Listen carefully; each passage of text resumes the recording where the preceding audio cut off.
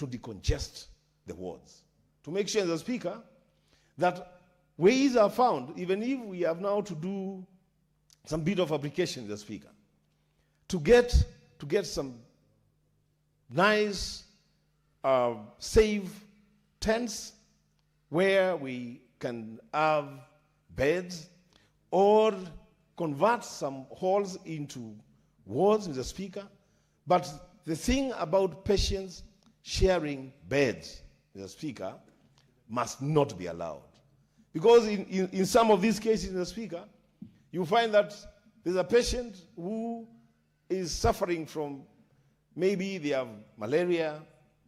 They are now put on the same bed with a patient who has maybe common flu or something.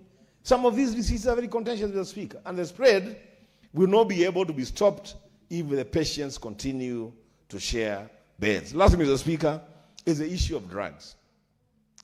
Mr. Speaker, the lack of drugs in our hospital pharmacies in Kitui County is also appalling.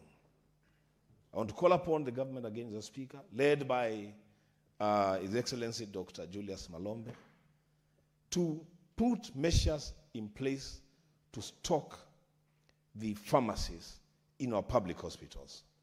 Mr. Speaker, every now and then we have witnessed cases where patients go and see specialists. The patients are prescribed, some drugs to go and get from the pharmacy. They go to the pharmacy, Mr. Speaker. They find that the drugs are not available. So what has happened, Mr. Speaker, is that now we have an establishment of a lot of chemists near the public hospitals, because it has become now like commonplace that the pharmacies in the public hospitals don't have drugs. So business people, have established chemists around the hospitals, Mr. Speaker, to sell drugs to patients. Of course, the cost of drugs being sold in private chemists will be more than what they would get from the public pharmacies, Mr. Speaker. So, Mr. Speaker, I want to call upon the county government of Kitui to ensure that there is proper stocking of the relevant drugs in our hospital pharmacies, so that our people can get better health care. Mr. Speaker, lastly is the issue of the casuals, the employees of the county government of Kitui in the health department, including medics, including nurses, including clinical officers, including pharmacists, Mr. Speaker, who are working on casual basis, Mr. Speaker. These people are providing very critical service to our people. They are actually the first line of defense for healthcare in our county.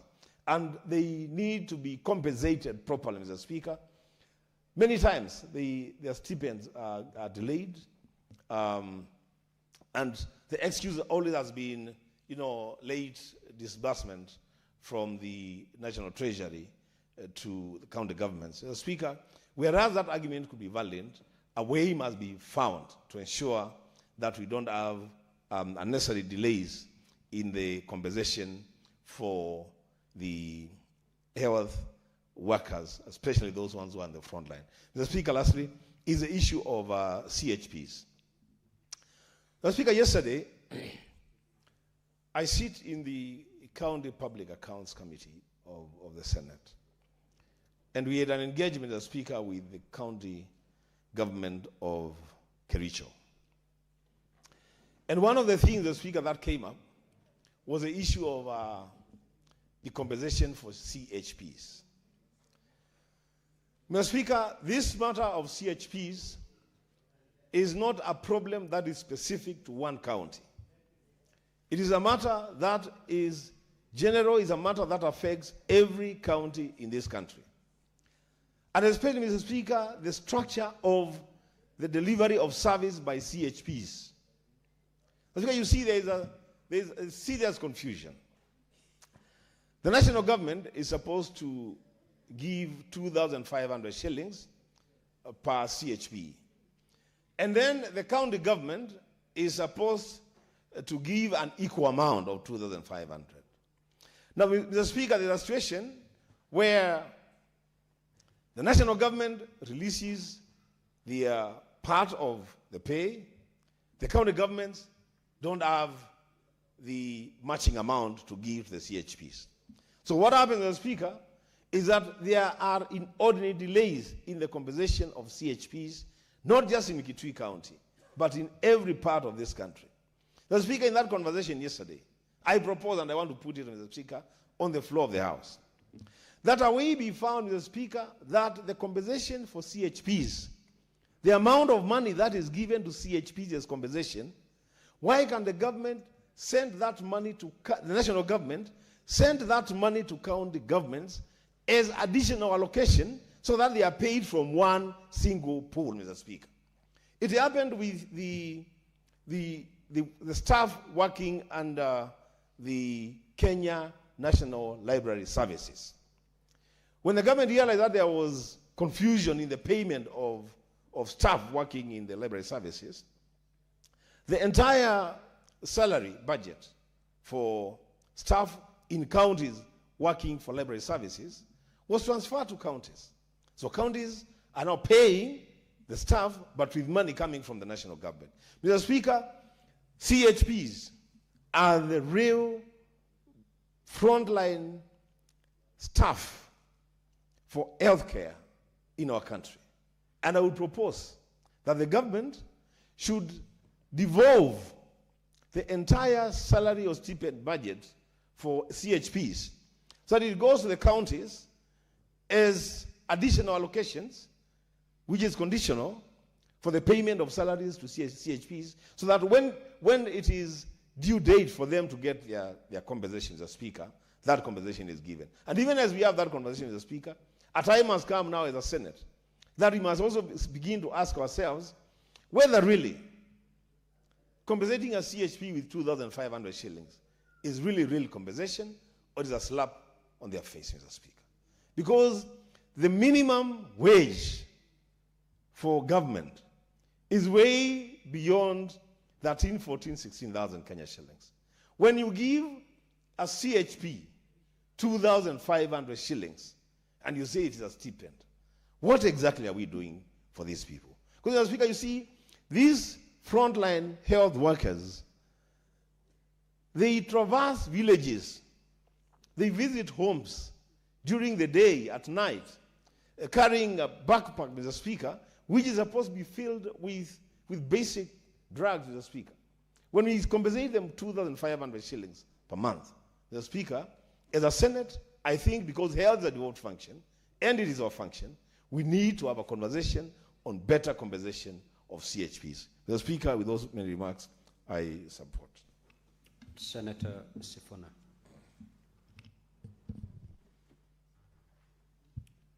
Speaker, thank you for your indulgence to allow us to skim through some of the reports that the committee has presented to the floor of the House. Speaker, in August of 2023, I attempted to bring a motion here in this House for the formation of an ad hoc committee to audit the state of infrastructure in our schools, and especially on the question of adequacy of infrastructure, given the government's policy of 100% transition rates. Mr. Speaker, whereas we all want our kids to transition 100% from the junior schools, the government had not, in my view, done enough to prepare the secondary schools for the influx of the learners. And the reports that have been put forward by the committee on the visits to county facilities, health facilities in these counties, is a demonstration, Honorable Speaker, that there is value in committees of this House being present on the ground to see for ourselves and not just to speak from Nairobi here. I had hoped that had that motion passed, Honorable Speaker, we would set up that committee, and maybe some of the things that we saw happening at Tutumishi would not have happened. Speaker, it was horrifying just seeing the state of the dormitories, because we were told upwards of 200 kids were packed into one dormitory that was had a capacity of only 100. I saw pictures of beds actually being put in the corridors, and it was devastating, Honorable Speaker. At that time in August of 2023, I was told that the Senate did not have enough resources for us to support the activities of that committee. Now, if you balance what we would have spent, and I think the budget was about 10 million shillings to audit infrastructure in our schools, and the cost of one life, Honorable Speaker, then maybe we need to reconsider some of these things. I like when committees are allowed to do these audits in our facilities, because they bring out the truth. Reading through this committee, Honorable Speaker, the report of the committee, there is a thread in terms of the state of preparedness of our health infrastructure in the counties, be it Kitui, be it Kiambu. Honorable Speaker, it makes for horrifying reading. The story of overcrowded maternity wards is true in Kiambu, it is true in Kitui, it is true even in here in Nairobi, Honorable Speaker. That, for instance, on the report from Kiambu, 2 to 4 mothers were sharing beds, and there's a story that also in Kitui, and Senator Beth was telling me that in Kitui it might actually be up to 10 women on one bed. I don't know how they fit on a bed. Six. Honorable Speaker, this is the true state of our healthcare in this country. We are being told by the report of the committee, the observation that they made from pages 14 to 15 there, Honorable Speaker, that many of the young mothers were not even registered on SHA because of various reasons. They have stated, for instance, that some of them lack IDs. At a time when we are being told that even areas that hitherto had difficulties obtaining IDs, Speaker, that they have been expedited. This was the theme at the recent Madaraka Day celebrations in Wajir. So how is it possible that our young mothers in Kiambu are not able to access IDs so that they can register on SHA? I have seen a good recommendation from the committee there that we should find a way, SHA should find a way of registering these young mothers, even as government processes their registration documents, so that they are able to access this facility. Speaker, our Committee of Health also reported that they were denied access to data on child mortality in some of these facilities. And I don't understand why a committee of this House can be denied access to data, because we have heard separately that some of these counties and some of these facilities are actually understating the number of children who are dying after birth, Honorable Speaker. And we as a committee or as a House should put our foot down and say we need access to that data, Honorable Speaker, so that we can make proper recommendations to help these facilities. Honorable Speaker, there is also the challenge of SHA reimbursements. And, this is the reason why I say it is good for us to visit these facilities and to see for ourselves and to speak to our people. Because when you hear senior government officials speak, and we were in Naivasha with CS Duale, he will tell you that SHA is working 100%. Speaker, just reading through that report, you will see that this challenge is across counties. And I will continue to insist, Speaker, that the promise that the President made was for free universal health care access across the board. And that was the promise that was made to Kenyans when we were being persuaded that those of us who earn a bit more should pay more than what we used to pay at that particular point in time, so that, Honorable Speaker, those who are not able to pay will no longer, will no longer suffer the indignity of having no access to health care. In fact, there was a statement that the head of state made recently, Honorable Speaker, that the harambes that we used to hold, the WhatsApp groups for contributions to support health care, have been closed down. I don't know where the head of state gets this information, Honorable Speaker. Just yesterday, I was trying to call the director at the CEO of the Kenyatta University Teaching and Referral Hospital. Because, Honorable Speaker, there is a friend of mine who passed away. He was one of the clergy at the ADC church in Runda. And when he passed away, Honorable Speaker, there was a bill of almost 1 million shillings. And the hospital, and I don't know why, they have refused to release the body, even after the family has pleaded with them. We have written letters, we have made down payments, we have agreed to a payment plan. Speaker, out of that 1 million shillings, SHA only paid 300. So I want the President to know that we are still contributing money to get our people health care. It is the reality on the ground.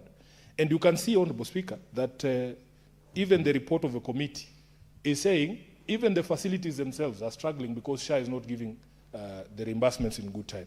And this is true at Mama Lucy Hospital. We have a debt that is owed to Mama Lucy and all the other facilities here in Nairobi, and we're being told the same is the situation in Kitui, the same is the situation in other places like Kiambu. Honorable Speaker, there is still unresolved issues of NHIF, and the report also addresses this, that there's almost 5 million shillings that is owed to Kiambu Hospital. I think the teaching and not the teaching, the Kiambu Level 5 Hospital from the old NHIF. I don't remember which month we were in Naivasha with the CS, but I remember him giving us some timelines within which the question of the legacy debts of NHIF would be resolved. I think as a house we need to bring him back here because there was reports that he was supposed to give us on what the ministry is doing to address those legacy debts. I have seen complaints about the quality of food in inpatient wards, Honorable Speaker. They have complained about the quality, the portions, even unhygienic presentations, and one that is quite hilarious that the committee noted, or they were told that the food doesn't even have salt, Honorable Speaker. By the time we are discussing salt in food, there's a big problem there, Honorable Speaker, which is why we must continue to insist that counties be given their monies in time and in accordance with the Constitution for them to be able to undertake these devolved functions. The only ray of light, Honorable Speaker, I've seen is at page 29 of that report. For the first time, I'm seeing that at Kiambu Referral Hospital, that they had a properly stocked pharmacy, that there were actually drugs at Kiambu Referral Hospital. They were well stored, well managed, with proper records. And these are the few things that when we see, we feel happy and we celebrate that at least somebody down there is doing something. Because when we visited the hospital in Busia, Honorable Speaker, when we were doing Senate Mashinani, you could see when you are approaching the hospital there is a row on your right of private chemists all along that road. And it is always a first indicator that there's a problem in that hospital. That somehow the systems in the public facility is such that you ensure you can guarantee business for the private pharmacies outside. So I am happy that at least that is not happening in Kiambu Referral Hospital. According to the report of the committee, they have said they also saw digital X-ray that is serving almost 100 people per day. It is suspended on the ceiling, and I've seen the photos there. They also reported that Karuri Health Center, Honorable Speaker, is one of the most well-managed facilities they have seen. They have digitized their systems. So we will give Kiambu their flowers for the things that they are doing, and maybe encourage other things, other counties to also follow suit. The story of mortuaries is the same across the country. When we were in Busia, same problem. The same mortuary that Busia has had since independence, Honorable Speaker, up to today, and is in a bad state. Dilapidated mortuaries is a theme across the report. And Honorable Speaker, we continue to reiterate that something has to be done. And when you look at the totality of all of this, Speaker, and then you ask ourselves, is it really true, Honorable Speaker, that our state of healthcare is such that we could be able to deal with any medical emergency in this country?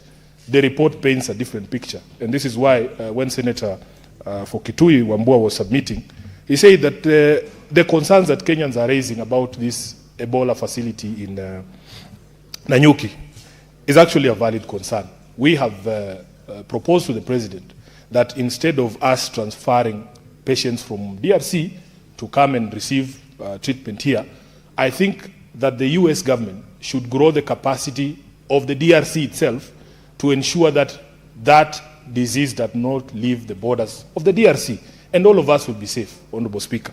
If the money that has been pledged towards this project is given to President Tshisekedi, he should be given that money for him to be able to put up those centers there and be able to contain Ebola within their borders, although now we are hearing reports of even deaths in Uganda, Honorable Speaker.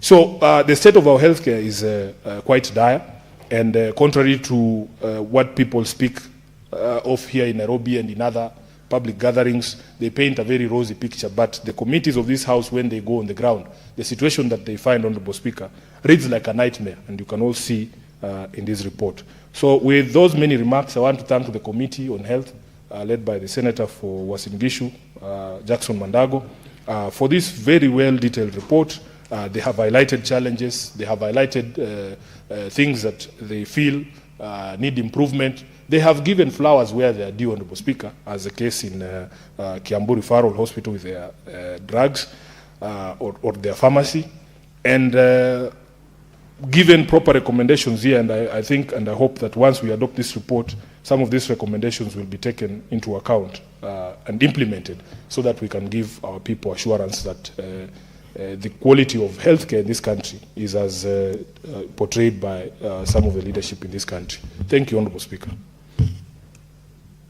Senator Sigay.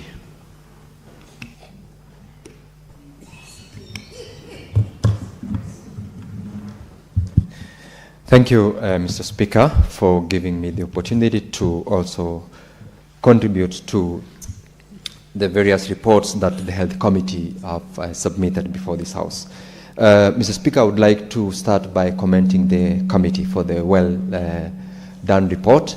Particularly and of great importance is the fact that they did indeed had an experience that is reflected in the reports from the various hospitals, dispensaries of the various counties that these three reports have been reported from. And indeed, Mr. Speaker, part of what we have as a House and as various members of other respective committees, we have seen and appreciated the presence of various committees on physical ground or in specific places where we are undertaking our oversight role, unlike where we are doing it in the chamber or here in Nairobi. Mr. Speaker, presence in our respective counties, presence in our respective hospitals where we are conducting that particular oversight, Mr. Speaker, gives us the exact situation, and therefore, as at the time of coming up with the report and the recommendations, we are doing it with first-hand information. Reading through some of these reports, Mr. Speaker, reflects a scary situation. There is outright deterioration of health facilities, not only in the counties that we have been provided for by the committee on the basis of their visits to those counties, but it is a challenge that cuts across almost all the counties in the country. And, Mr. Speaker, it reflects on the situation of our health facilities, reflects on the kind of service delivery that the electorate naturally would expect from the county governments, and also reflects on the ultimate service delivery to the people of Kenya. Mr. Speaker, the recommendations that have been given are almost similar across all the counties which have been visited, and as I've said, reflects equally on the rest of the counties. One of the major issues that have been identified, and which is a glaring challenge on administration of the county government managed hospitals, Mr. Speaker, is the capacity of those hospitals. You find that one bed is shared, as we've been told, by more than 3 patients, whether these are mothers who are on their maternity or even patients who've got various ailments. It is impossible to get appropriate medical attention when you have got 2 or 3 people sharing one bed. That situation, Mr. Speaker, is common among most of the hospitals where the committee visited, And it is equally reflected in even our various other hospitals where the committee did not. I recall, Mr. Speaker, previously the same committee made a visit to Longisa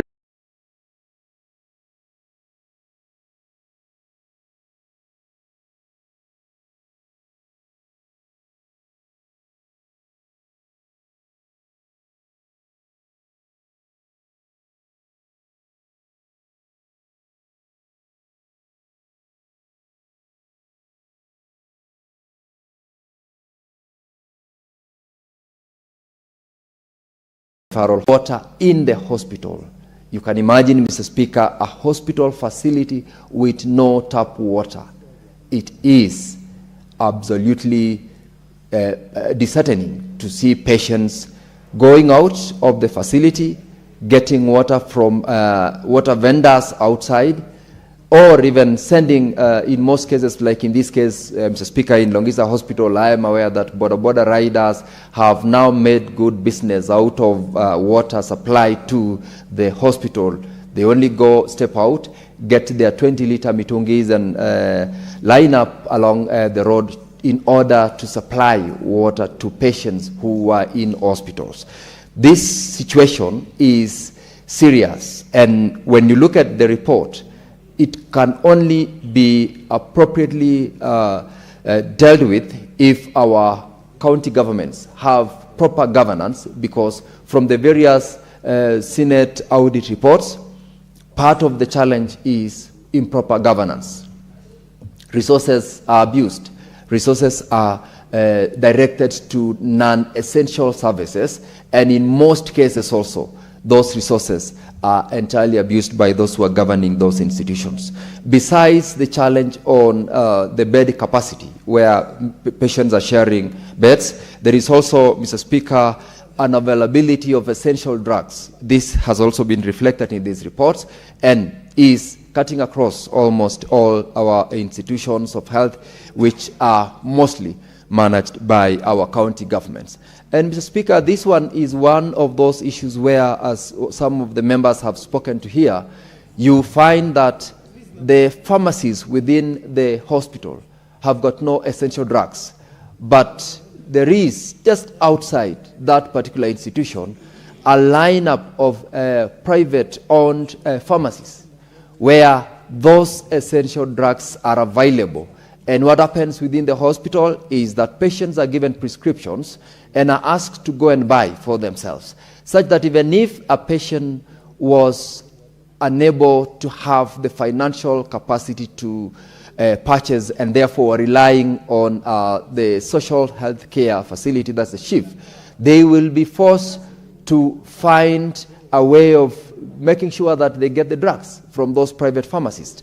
And it is one way of, Mr. Speaker, making sure that, the drugs which are normally availed in hospitals, we are told in some places, we don't have drugs in the hospital, but are normally stolen or are sold out to private practitioners who now make money out of it.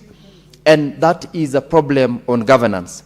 It has been identified in these reports that one of the challenges that most of these institutions from the various hospitals that were visited by the committee is that there is improper governance where no one takes responsibility. The hospital superintendent is not available or is not qualified. Doctors, nurses, clinical officers are not paid in time, and therefore their availability to even be present as and when they are required is in most cases discouraged, because their services are not paid for in good time, and their working condition definitely, Mr. Speaker, is compromised. And therefore, if we as a committee, as a house, were to enhance direct and presence in almost all our institutions in the course of our oversight, there is a high likelihood that there will be an improved performance, because being present is not the same as where we are doing oversight at the level where we are in Nairobi, or when we do not have presence in those particular institutions.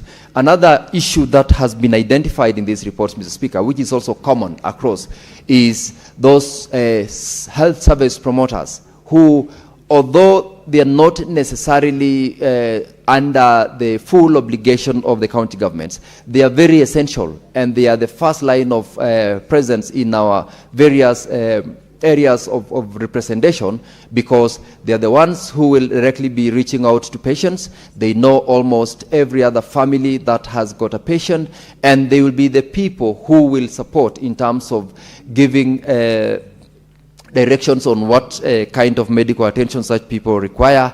And it is, Mr. Speaker, very unfortunate that they are not being paid their stipend. And if they are paid, sometimes they are paid when it's delayed.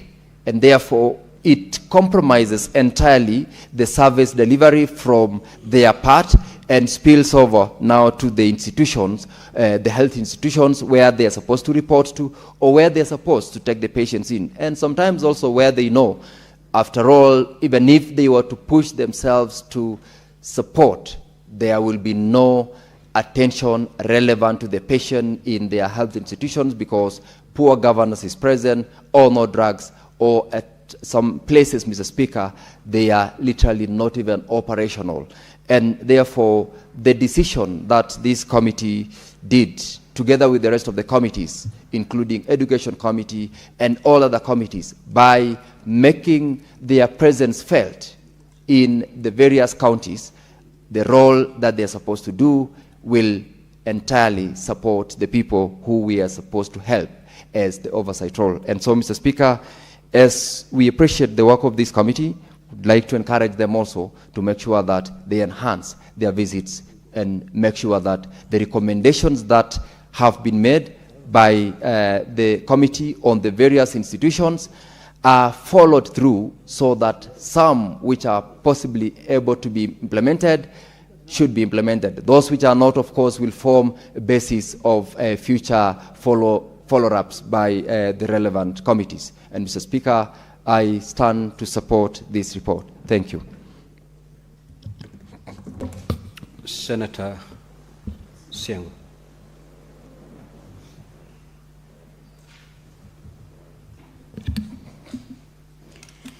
Thank you, Mr. Speaker, for giving me this opportunity to also to add my voice on the report by the Committee on Health. Mr. Speaker, sir, the report touches on Kitui and other counties, and I noted with concern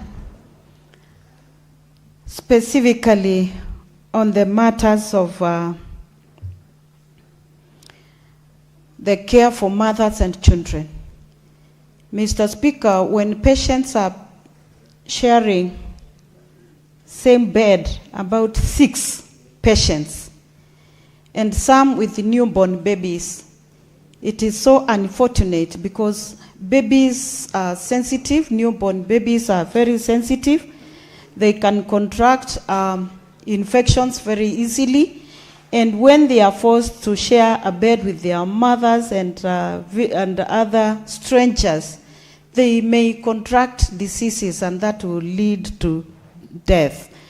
This is very sensitive. I really appreciate the Committee on Health because of these visits that exposed some of these evils that are happening in our counties and in the hospitals.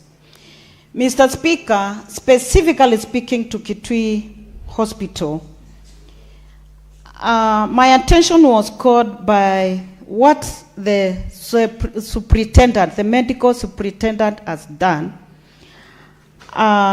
He has appointed or engaged a pharmacist who did a short course of 3 months on echocardiogram.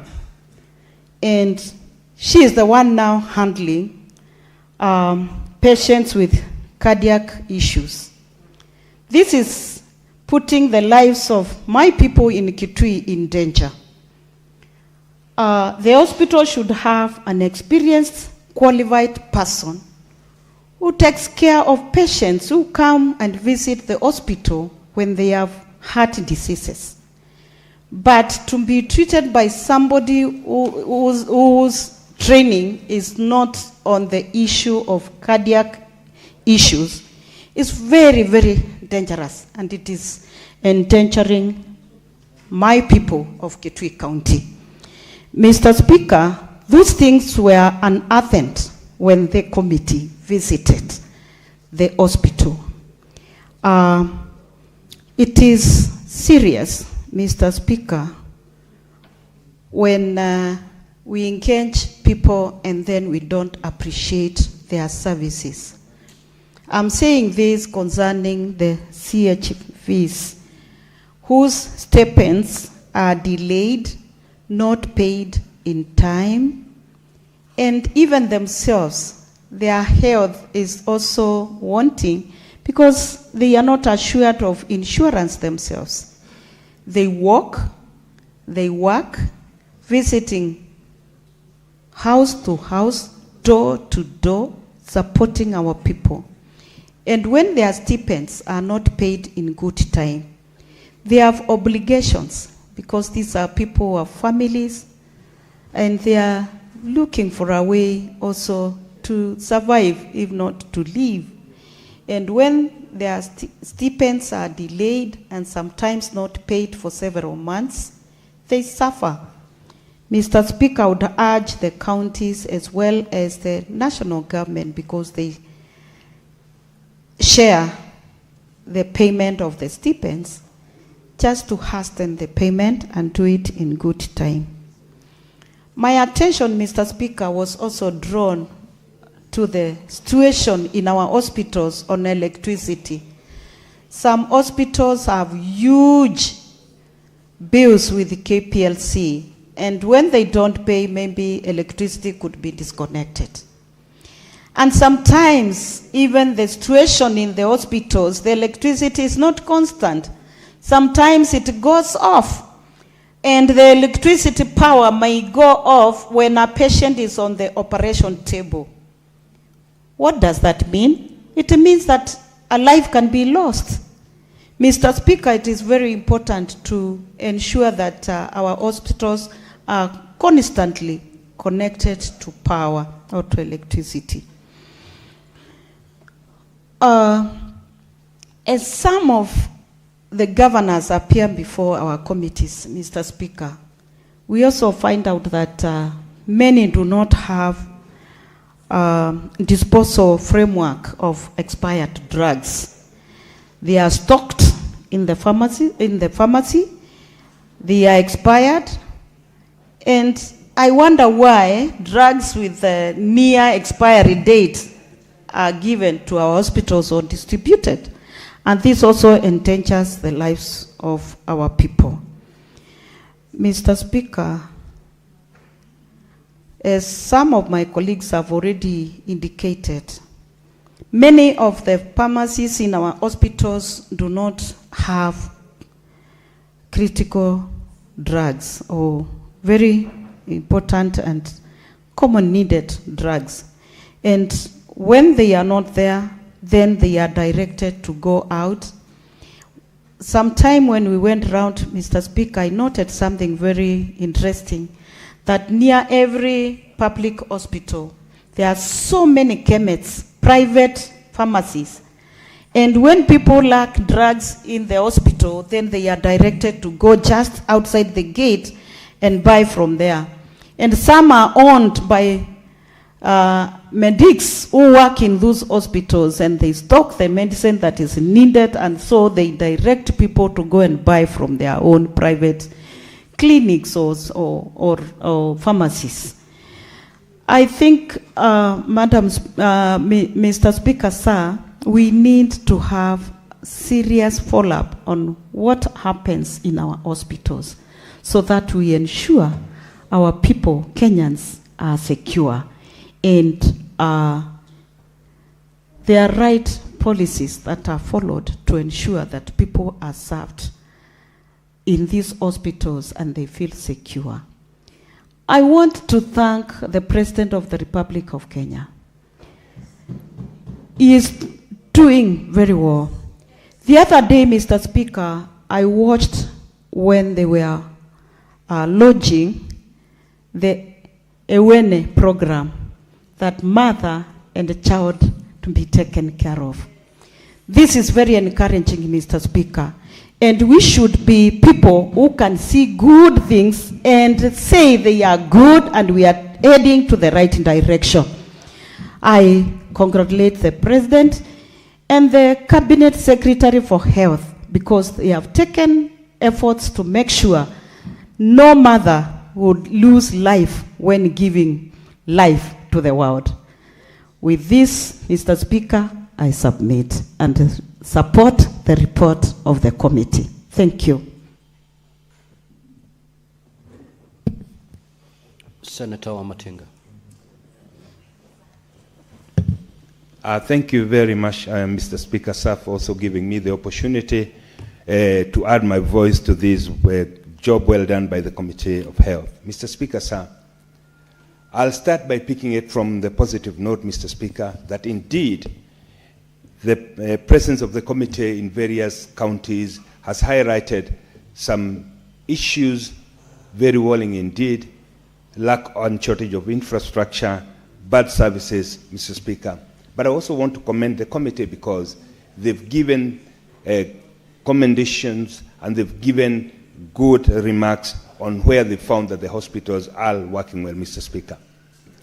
Indeed, Mr. Speaker, the challenge of health infrastructure in our country has been left unattended the last 62 years.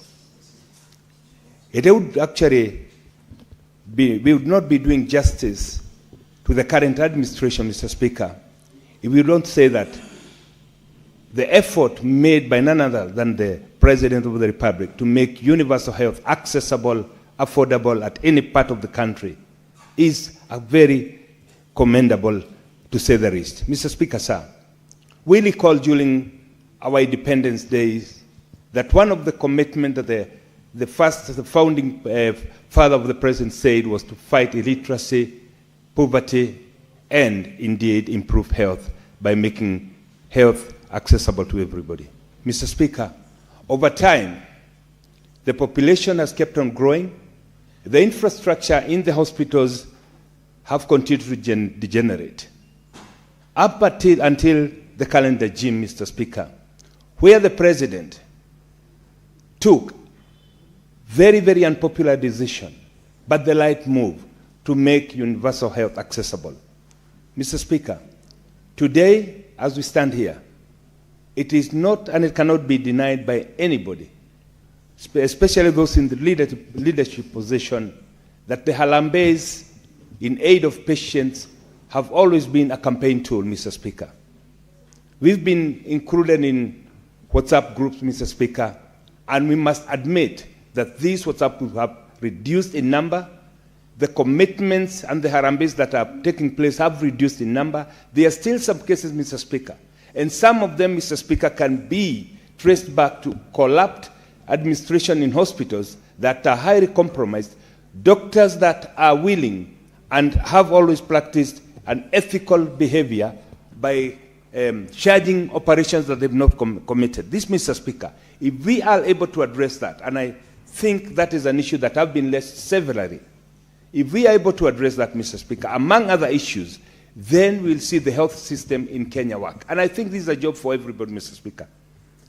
Having said that, Mr. Speaker, there is still a lot that needs to be done in terms of training, in terms of capacity building, in terms of equipping our hospitals, Mr. Speaker. But I think the approach by the government to make sure that CHA is working so that the health system can become a bankable facility where people can go and be able to offer some of these advanced machines, Mr. Speaker, so that we stop sending all our patients to foreign countries for treatment. If we are able to make CHA work in the sense that we can be able to attract investors to come and bring these equipments in our hospitals, then, Mr. Speaker, we will see it work. If we encourage and make sure that we standardize the charges of the drugs and make sure that we also encourage chemists to be established within the establishment so that they can be able to provide these medicines to the people, then we'll see it work, Mr. Speaker. But this cannot be done overnight. What we have been able to achieve in the last 3 years, Mr. Speaker, we must admit that the last 60 years, it has been impossible because the the administrations then were not prepared to take the bull by its horn. They were not prepared to make unpopular decisions because they wanted to ensure that they are re-elected. And I must commend the President, Mr. Speaker, because some of these decisions, as unpopular as they are the right decisions that we ought to have made 60 years ago, Mr. Speaker. And this is the time, Mr. Speaker, that we must say, leadership is not about getting re-elected, Mr. Speaker. Leadership is about making the right decision. When the history of this country is written, even when maybe we are not around, it will say, yes, the president did the right thing to do to implement some of these measures. It is our responsibility, Mr. Speaker, as leaders to ensure that we address the issues of corruption in the health institutions, we address the issues of corruption within the professionals, and most important, Mr. Speaker, the ethical behavior of the doctors that we know has also compromised our ability to offer the services. Having said that, Mr. Speaker, it will also be good to say that there are some of the challenges we have in hospital that are caused by mismanagement of those institutions, administrative mismanagement. There are some that are caused by the county governments not being able to facilitate. And I like the fact that the committee did say that they found one hospital in Thika that had a well-equipped pharmacy. This, Mr. Speaker, is a clear indication that if the governors, if the administration around the hospitals were ethical enough, then we'll be able to face this, to overcome this challenge. However, Mr. Speaker, I would also want to advocate for the fact that we need, Mr. Speaker, to devote more funds to the health center as we also create avenues and IT-based administrative tools so that we are able to address the issues around corruption, the issues around mismanagement, and most importantly, Mr. Speaker, be able to trace the data of the patients so that we can be having a predictable situation where we would know in a couple of years to come, these are the kind and the category of medication that we'll be using, the kind of equipment we're using. And in today's age, Mr. Speaker, where AI enables that kind of projection, forward-looking, Mr. Speaker, is something that we should do. Mr. Speaker, having said that, the issue of CHPs, Mr. Speaker, I must also commend the government because as much as the spending they are getting is little, as has been alluded by one of my colleague here, we must look at a way of enhancing that, Mr. Speaker, not only in terms of the money they get, but also in terms of the facilities that they get, Mr. Speaker. Things like umbrellas, things like the clothing. We need to give them protective wear so that, Mr. Speaker, as they are going to see these patients, they do not also contract the diseases that they have. Mr. Speaker, I have made it my duty to go around the 30 wards in Nyeri County, speaking to the CHPs, and I've seen the commendable job that they've been doing. And indeed, Mr. Speaker, I must say that the spend from the government, national government, comes promptly, but that from the county government comes little. However, Mr. Speaker, that is a little amount, and we must look at a way of enhancing that so that we can be able to address some of the issues right at the source before they escalate to become major diseases, Mr. Speaker. Improvement of primary health care, Mr. Speaker, should be a priority to every county government. It should be a priority to the national government, and it should be a priority to every leader, Mr. Speaker. And that can be done, Mr. Speaker, by ensuring that we enhance the services offered by the CHPs. But as we're doing that, Mr. Speaker, we must also find a way of capacity building them, Mr. Speaker, so that now we have people who are able to not only to deliver professional services, but also to be able to give timely services by increasing the gadgets they have. And most importantly, the reporting tools that they are using, Mr. Speaker, must be modernized so that we are able to harness that data, harvest it, Mr. Speaker, and use it in our budget-making process so that we do a budget that is data-driven as opposed to the look and feel, Mr. Speaker. Mr. Speaker, it is also very, very important to say that some of the challenges that we are facing in the health sectors are led by the unscrupulous minded administrators who look at opportunity of making businesses out of this, Mr. Speaker. We know it is possible, and it has been done in other countries, Mr. Speaker. We can achieve it in this country. And what we need to do, Mr. Speaker, is to do a evaluation of what we are doing, standardization, and we create standard operating manuals and procedures within all the hospitals so that, Mr. Speaker, we can have a unified approach into how we deal with medical issues, Mr. Speaker. Lastly, Mr. Speaker, as I wind up, indeed, I would want also to end up by commending His Excellency the President because SHA has ensured that some of the services that has remained inaccessible to some communities is now accessible.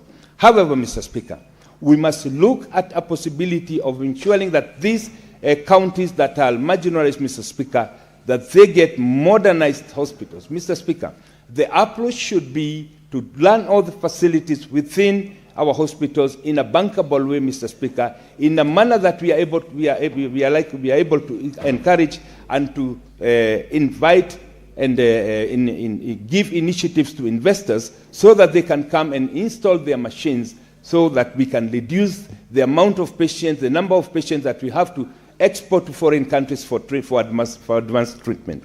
Mr. Speaker, with the advent of cyber medicine, Mr. Speaker, it is possible to have collaboration between local hospitals and international hospitals. What we need, Mr. Speaker, is only to standardize the equipment that we are using, and this can be done when we do have a kind of a public-private partnership within our hospitals that will encourage even those international companies to come and invest in our health systems and making Kenya also a medical tourist destination. And that can happen, Mr. Speaker, if we modernize our facilities and if we go in tandem with the modern technology. Mr. Speaker, having said that, let me take this opportunity to thank the committee for the job well done. How I wish that they would do that more frequently so that their presence and our presence as the oversights can be felt within the county governments, within the county, the grassroots facilities. But most important, Mr. Speaker, I think we have an obligation to ensure that we give civic education to our people so that they get themselves enrolled in SHA, so that they get the services that are offered. Thank you, Mr. Speaker. I do commend the committee. Senator Dulo. Thank you, Mr. Speaker, for this opportunity and to contribute to this report of Health Committee of the House. Mr. Speaker, I wish to take this opportunity to thank the committee for having comprehensively outlined the issues affecting our hospitals across the board. Mr. Speaker, right to health is paramount. But unfortunately, in as much as the government at the national level is doing, there is literally very little that is happening at our county levels. Mr. Speaker, patients are really suffering in our hospitals. And if I may start with my own county, yesterday, all the doctors put down their tools. And KPDMU actually advised the county government to have a sitting with them and iron out the issues affecting the doctors in Isiolo County. But surprisingly, they are unable to get the governor of the county of Isiolo to sit down with them to listen to their grievances. And Mr. Speaker, if the doctors themselves are not taken care of, if the doctors are not getting their salaries, if the doctors are not actually covered themselves as far as SHA is concerned, there is no way that they will take care of those patients, Mr. Speaker. And I think if I was actually asked, in as much as health is devolved, Mr. Speaker, I wish health should be returned back to the national government because the situation is very bad. Mr. Speaker, service delivery. In the report, you will see that actually most of the infrastructures are dilapidated. And that is the serious situation across the board. And if you look at the budget actually within the county government, you will see that the chunk of the budget of the county government goes to health. But that budget doesn't actually even reach the hospital, Mr. Speaker. Many of the hospitals, and a very good example is of Isiolo, the hospitals are dependent on FIF. Nobody knows where the budget is going, Mr. Speaker. Because if the hospital collects about 2 million, and the requirement of the hospital is almost 2 billion. How will they cover those costs, Mr. Speaker? There is a very serious situation that is happening in our counties, Mr. Speaker. I saw KPDMU actually telling Isiolo people yesterday, go to the hospital and collect your patients from the hospital because the doctors are not going to be there. That is a very serious situation.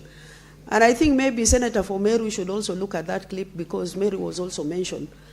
And the patients are told, Isiolo community were told, go to Laikipia or Tharaka Nithi for service delivery. Doctors are not going to be there. It's a very serious and pathetic situation, Mr. Speaker. Mr. Speaker, the issues of promotion, Mr. Speaker, in the counties, as far as the doctors are concerned, nurses, clinical officers, they are all politically driven. If you are not aligned to the current regime, Mr. Speaker, and those are one of the grievances raised by the doctors, you will not be promoted. Mr. Speaker, doctors and nurses, they don't have tools, they don't have gloves, they don't have masks, and I wonder what they are going to do in those hospitals if they are not properly equipped and even protected. You can imagine, SHA is there, but the doctors themselves, they are not covered. Nurses are not covered. The county government staff, they are not covered medically. How will they serve those patients, Mr. Speaker? It's a very serious situation, Mr. Speaker. You will see that the revenue is being collected at the county level. And the manner in which the revenue is collected, Mr. Speaker, you pay cash and it is not actually automated. Casuals have been actually going without salary for almost 2 years. And they are the people who actually do the dirty job in those hospitals, especially cleaning the blood in those hospitals. Patients who are very sick, they are the ones who take care of them. How will those staff, especially the casuals, and I think as a Senate, we really need to deal with the issues of casuals in the county government. Because you cannot expect a casual who is earning 15,000 or 17,000 to stay without salary for 2 years or a year plus. And you expect that particular staff to perform his or her work. And we are just quiet. Mr. Speaker, I do appreciate what actually the committee has done. And you can imagine, Mr. Speaker, like a staff of Isiolo County, for the last 3 months, they have gone without salary. 3 months, Mr. Speaker. Some of them, they live in rental houses. And the tenants are saying, if you work for the county government of Isiolo, we are not going to give you a house. You better look for a house elsewhere. SHA contribution is not actually remitted for the staff, Mr. Speaker. They have taken loans, Mr. Speaker. Those loans are not paid in time. Promotion is not coming. And actually, some of the doctors are forced to even go out and work outside.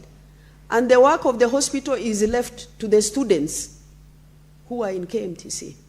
Today, we have so many cases of actually maternity negligence, where mothers are actually dying at the delivery table. Mr. Speaker, in as much as we say that a lot is being done, our people are really suffering. Dispensaries in those counties, they have no drugs, they have no equipments, and the distances, Mr. Speaker, especially in case of emergency, those patients travel on a rough road, which is over 200 kilometers. And especially the mothers who have complication, they do die before even they reach where they are being taken care of.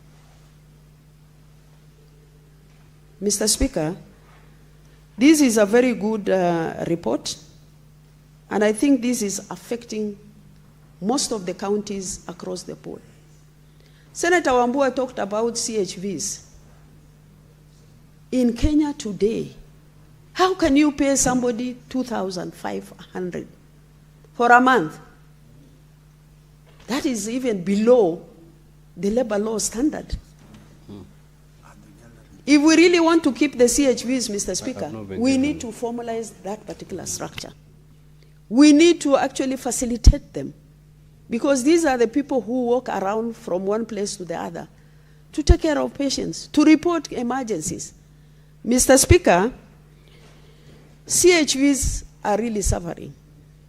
If we don't want to take care of them, Mr. Speaker, they should be actually left alone. Why do you give somebody 2,500? Because today, if I walk to even any of the supermarkets in this country, with 2,500, I can buy nothing, Mr. Speaker. It's really embarrassing to this particular country. Mr. Speaker, I said earlier, and I will say today and tomorrow, that the health care system in Kenya is not doing the best. The standard that is kept in those hospitals, because I remember when CS Health came here, I asked him who is supposed to take care of the standards within the county government. And he said, us, the national government. But those standards are not kept.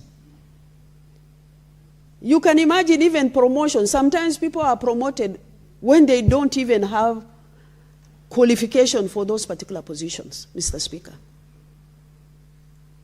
How will they manage those hospitals? How will they manage revenue? How will they manage patients, Mr. Speaker?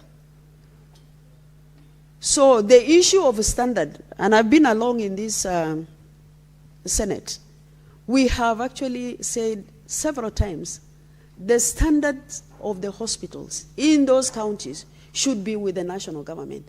And I think national government is also running away from that responsibility, because they are saying they will not micromanage governors within those counties. Medical equipments that were there, the mess, those equipments were really helping Kenyans, especially the dialysis machines. And if you go and check in some of the hospitals, those dialysis machines, most of them, they are obsolete, Mr. Speaker. Patients are suffering. Cancer patients, they are really struggling.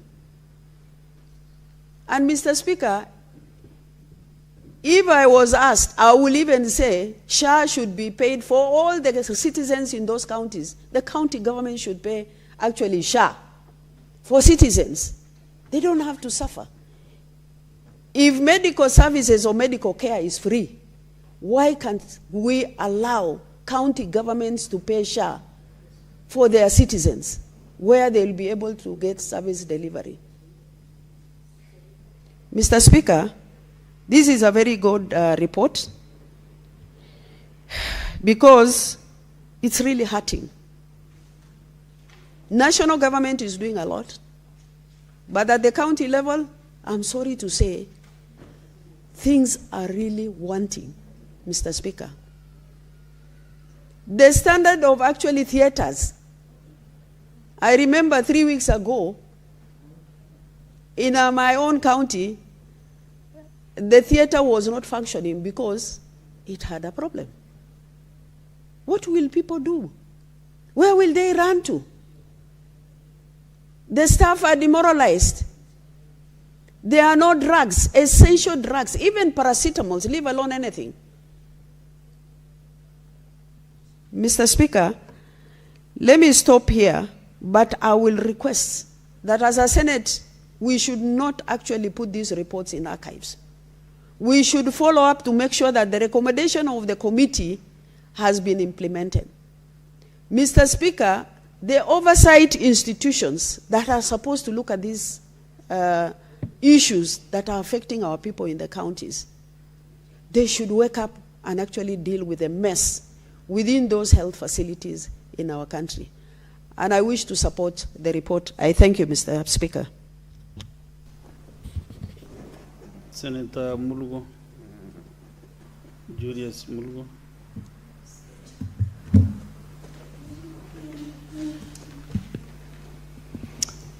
Thank you very much, Mr. Speaker, for allowing me to also add my thoughts to those of my colleagues. This is a very good report, very elaborate, and I think it a lot needs a way of implementation so that what they have recommended is implemented. When looking at this report and think practically about what is going on in the counties, mine included, I think there is lack of work morality on the side of governors. The governors either do not understand their responsibility or what they are supposed to do and end up doing other things that are not helping the citizens. For example, there is a lot of diversion of health budget that it goes to do some other things apart from what the money is supposed to be doing. It is supposed to be buying drugs, they are not doing that. It is supposed to be paying doctors and nurses and even those who are casuals, they are not doing that. And so nearly the whole budget is doing something else that has no connection with health. And therefore, and then the governors are treating this budget and even the whole budget in totality that is coming from the national government to the counties, they treat it as personal and private. So, so that there is no moral obligation that they should be careful about misuse and mismanagement of the funds coming from the national government. And then on the side of doctors also, a colleague of mine expressed a concern about the clinics outside the hospitals and the pharmacies outside hospital and in towns, that patients are directed to go and buy medicine, to go and buy whatever they would get from the hospitals. And so there is a collapse of morality on the side of doctors, and then there is also trade attitude and making of money has kicked on our doctors and nurses, such that they no longer want to treat citizens the way they trained or they were trained as doctors and nurses. And so there is a total inhuman or inhumane in their attitudes towards the citizens and everybody. And therefore, making the whole system, when the governor is not in a position to be answerable and responsible for his job as trained, and then the whole system is collapsed because nobody is paid. Even those that are casuals, they are supposed to be paid some amount. Like my county pays people $4,000 a month, $6,000 a month, and then some of those who are better qualified, better paid, must have a relationship with the governor, either a relative or political supporters. And so the whole thing has lost meaning, and it goes down to when there is a gross mismanagement nationally and all over, why shouldn't there be an action taken even on one county government so that it becomes a lesson for the others? But because we go as senators and find findings, and then what do we do? Even if, the best report has been given, but what do we do? What is the plan of action? What is the next step after the report being given? So that is what is left, and therefore, because no governor has been punished or have been made to answer, therefore, they just continue with the mismanagement, with the rogue attitude that is collapsing the whole system of health as far as counties are concerned. And so people wish it would go back like it was. And so while we are happy that devolving of these activities have gone near the people, but those who are managing it are not properly doing what they are supposed to do, so that it makes the services better on the people and in the levels that are supposed to be near the people. Then, on the point of supplies, governors have privatized that part. Like my own county, the spouse of the governor is the supplier. And so she gets paid even without supplying a thing. So you find that there is no milk in the tea because she hasn't paid the supplier.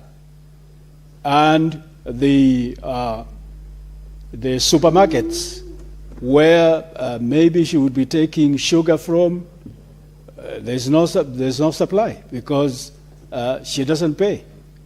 So all the supplies, even firewood, nobody brings firewood because she does not pay those who bring firewood. Yet, of all the contractors that are contracted to do work in the county, she is number one who is paid, and paid so much money ahead of everybody so that she is okay. And therefore, the whole system of supplies and suppliers have collapsed. Needless to say, they normally corruptly get awarded the project. So I support the report and wish action would be taken against even one county government so that it becomes a lesson for the others. Thank you very much. I support. Senator Kadri Muma.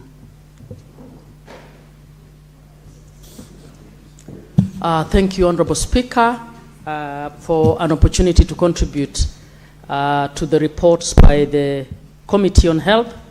Honorable Speaker, I support the reports on the counties, that is Kitui, Machakos, Makueni, Bungoma, Kakamega, and Kiambu, done by the Committee on Health.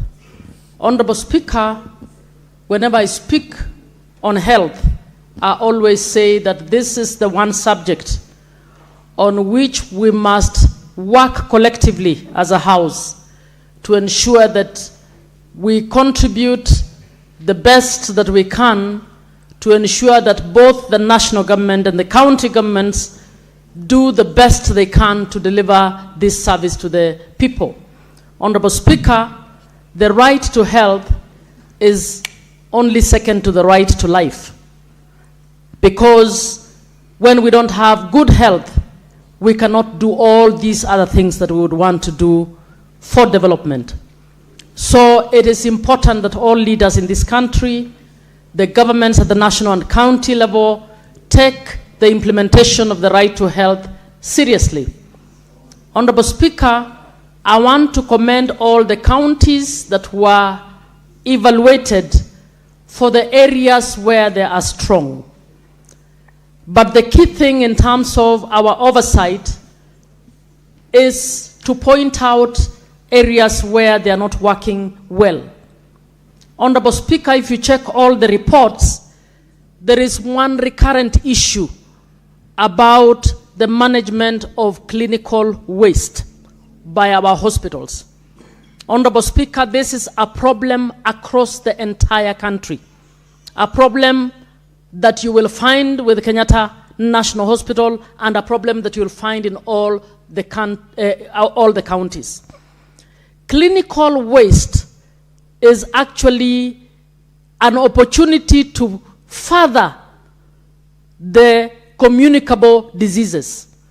So managing clinical waste is actually a health act rather than just managing solid waste.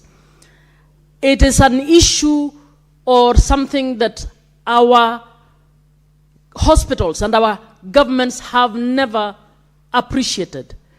So if you go to a number of hospitals, they hardly have any budget lines around incineration. They are not researching on the modern ways of dealing with clinical waste, and as a result, we are just recycling diseases because we are dumping clinical waste, sometimes mixed with other waste. If you went to Dandora, you will find that people are picking waste that includes syringes, that includes bags that have been used on patients, and many other issues. Honorable Speaker, maybe we need to come up, maybe the committee should recommend a motion around the issue of biomedical, of managing the clinical waste. Maybe we should even contemplate having the biomedical courses in our technical institutions so that we can actually create some industry around the management of clinical waste and be able to create jobs for our young people across the country. So I would urge that the committee follows up on this issue, being one of the issues that is common to all of the places that are found. I'd also like to speak to the issue of the mess. The equipment that were purchased in the first term of the Jubilee government, many of which were just put in boxes, and the committee has found that in some of those places, some of these facilities are not functional. This is a question we casually speak about, but I think it is high time the Senate came to this House with a report on how much we have paid as a country on this leased equipment that were forced down the throats of county governments, and which, some of which are still in boxes, but for which we are actually paying monies every year. Many of which have not been operational because we did not think through on how to operationalize them. We did not train the personnel to actually operationalize these facilities, and as a result, we do not have the infrastructure and the personnel to run them. This is a big issue that costed this country a lot of money, and sometimes the failures in our health facilities is designed because of those who are interested in making money through procurement. I think the Health Committee owes this country a final report around the issue of the mess so that people of Kenya can know what has been happening. Honorable Speaker, another issue that is important, that is cross-board, is the failure by county governments to remit deductions belonging to workers, this committee focused on the health workforce, but this is a problem across the counties. I have said it before this Senate goes off, after this session, one of the things we need to do is to compel all counties to remit the statutory deductions belonging to workers to wherever they're supposed to go. It is painful to hear that someone would be a doctor dying of a disease because they cannot afford health insurance. They cannot be treated. What a contradiction. We need to actually take this seriously, Mr. Speaker. I don't know how we do this. So that the statutory remittances by counties must be taken seriously and actually cleared. The pending bill in respect of the workers' dues must actually be cleared. If there is only one oversight issue that we should focus on collectively as all committees and the entire Senate, is to help the workers in the counties to actually receive their dues. Honorable Speaker, that money does not belong to the county governments. That money is money that belongs to those workers. Why do we have this issue recurring with every committee report that comes here? We learn on how statutory remittances are not being given in respect of ECD teachers, in respect of health workers, in respect of those working in the agriculture sector, and we are doing nothing about it. I think we need collectively to be able to say, out of this report, the one or two things that we must do must include holding counties accountable to these remittances. Honorable Speaker, as you are aware, Kenya has adopted universal health care. Universal health care actually means that we are trying to facilitate every Kenyan who is sick to be able to access treatment. This does not mean free. There is nothing that is free. It means that we must collectively find the necessary resource to ensure that the most vulnerable among us are able to get equal access to treatment that we in Parliament are able to get. Honorable Speaker, it means we must have very prudent management of resources in the health sector. It means we must actually honestly be able to contribute for those who need to contribute.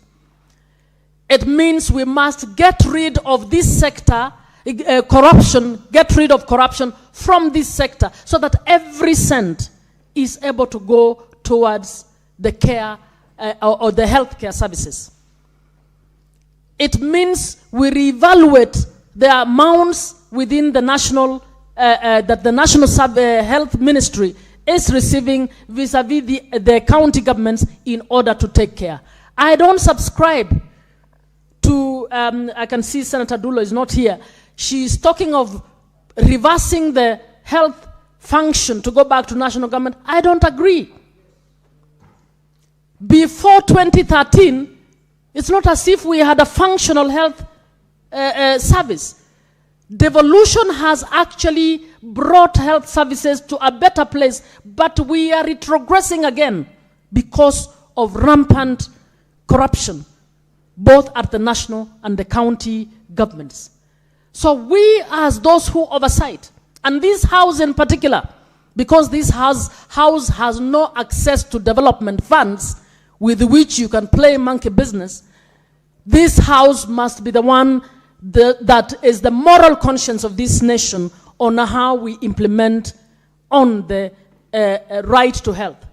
And I am pleading with all of us that if there is one thing that we must agree on, all of us, is that the health system in this country must function and function well.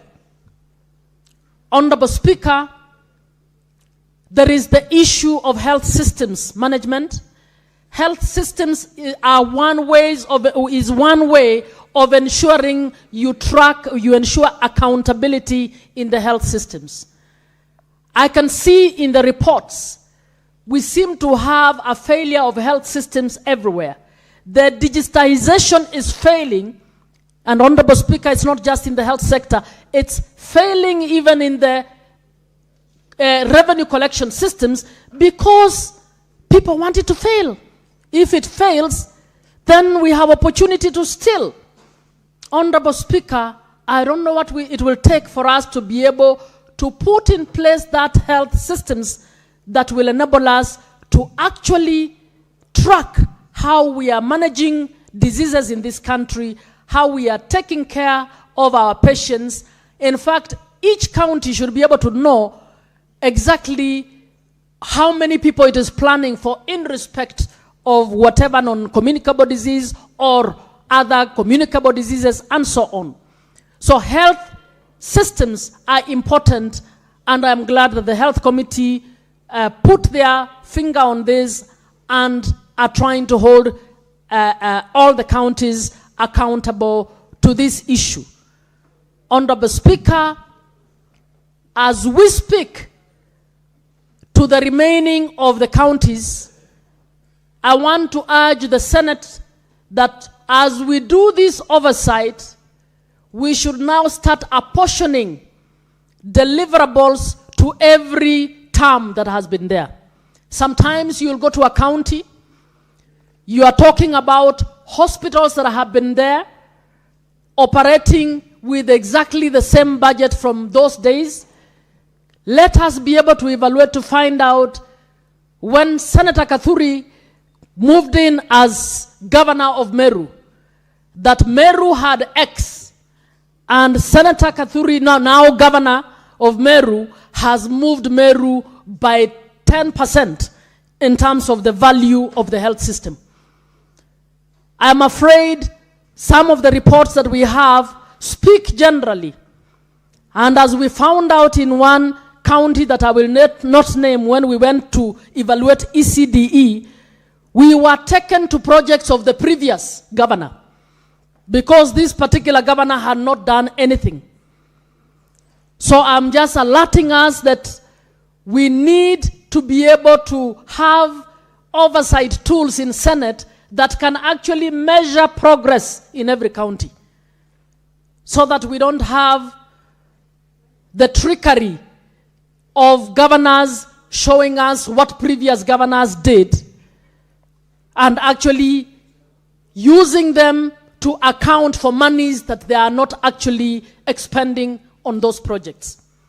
So as I finalize, I want to ask the committee to work even harder in order for us as a country, one, to ensure even greater intergovernmental collaboration and cooperation, so that if Kiambu is doing well on X, if Homa Bay is doing well on X, and one of the things I know the president recently launched the maternal and neonatal mortality reduction program. I want to tell you that the counties already have an inter-county MPDRS, that is maternal and perinatal deaths surveillance system that has helped some counties, amongst which is Homa Bay and Kiambu, that then recorded 0 maternal deaths for a number of months. We are hoping that that program can also move on to neonatal mortality surveillance, so that we do what it takes to also reduce child mortality or neonatal mortality within our counties. So the committee should also interrogate intergovernmental and inter-county cooperation for the better delivery of the health service. Asanteni sana. Next is Senator Chalge.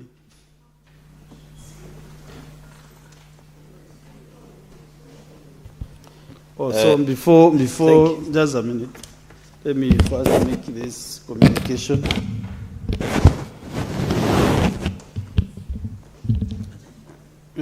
Honorable Senators, we have a visiting delegation of teachers and learners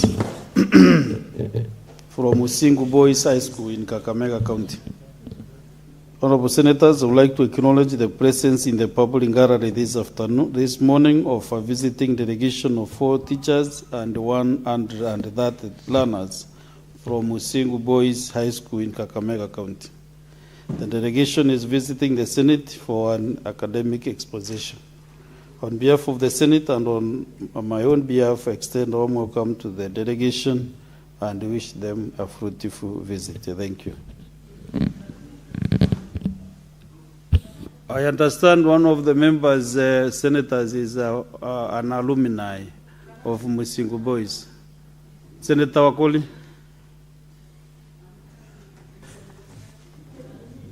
Thank you, Honorable Speaker.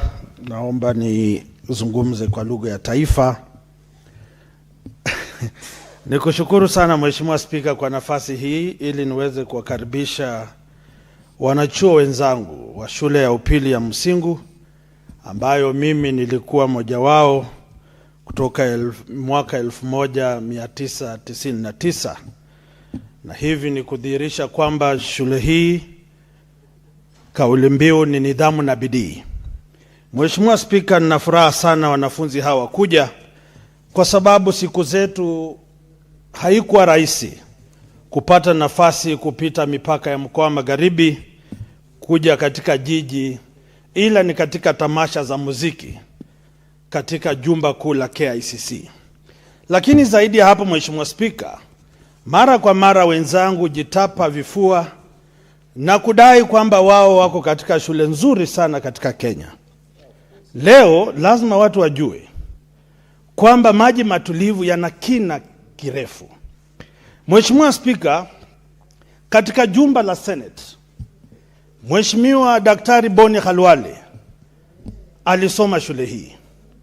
Mheshimiwa Wakili Edwin Sifuna alisoma katika shule hii. Mheshimiwa Alan Chesang alisoma katika shule hii. Mimi mwenyewe kiranja wa wengi Mheshimiwa Speaker, nilikuwa katika shule hii. Katika jumba la kitaifa Mheshimiwa Speaker, Mheshimiwa Fred Kapondi alikuwa katika shule hii. Mheshimiwa Fred Kana tulikuwa darasa moja kule Musingu.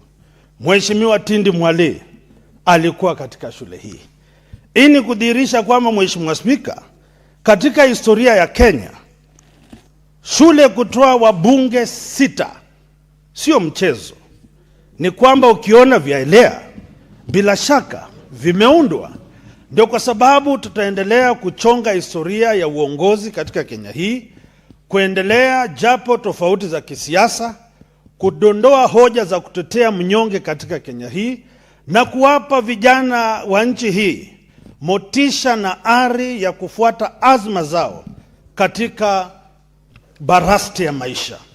Sasa ndugu zangu wanafunzi, mimi nilikuwa kiranja wa bweni la taifa. Nilikuwa vile vile kiongozi wa vijana katika mchezo wa vikapu. Nilikuwa katika kikosi cha Ngonjera. Na licha ya hayo, mnajua kikosi cha Jombi, extra muzika. Wale ambao tunapocheza kandanda, tunapocheza raga, sisi ndio tulikuwa tunaimba pale uwanjani. Tukitumbuiza watu na ukileta mchezo, tulikuwa pia tunakabiliana nawe. Hii inamaanisha kwamba ndugu zangu, penye nia kuna njia. Bora ujisitiri na uwe mwaminifu kwa Mungu, mwaminifu kwa azma yako na uheshimu walimu wako. Hapa unapoona ni viongozi waliobobea. Mheshimiwa Mungatana nikiwa shule hiyo nilikuwa namuona kwa runinga. Leo ni mwenzangu ananiita mheshimiwa. Kwa sababu gani? Fuata azma yako na usikize, kwa sababu wahenga walisema.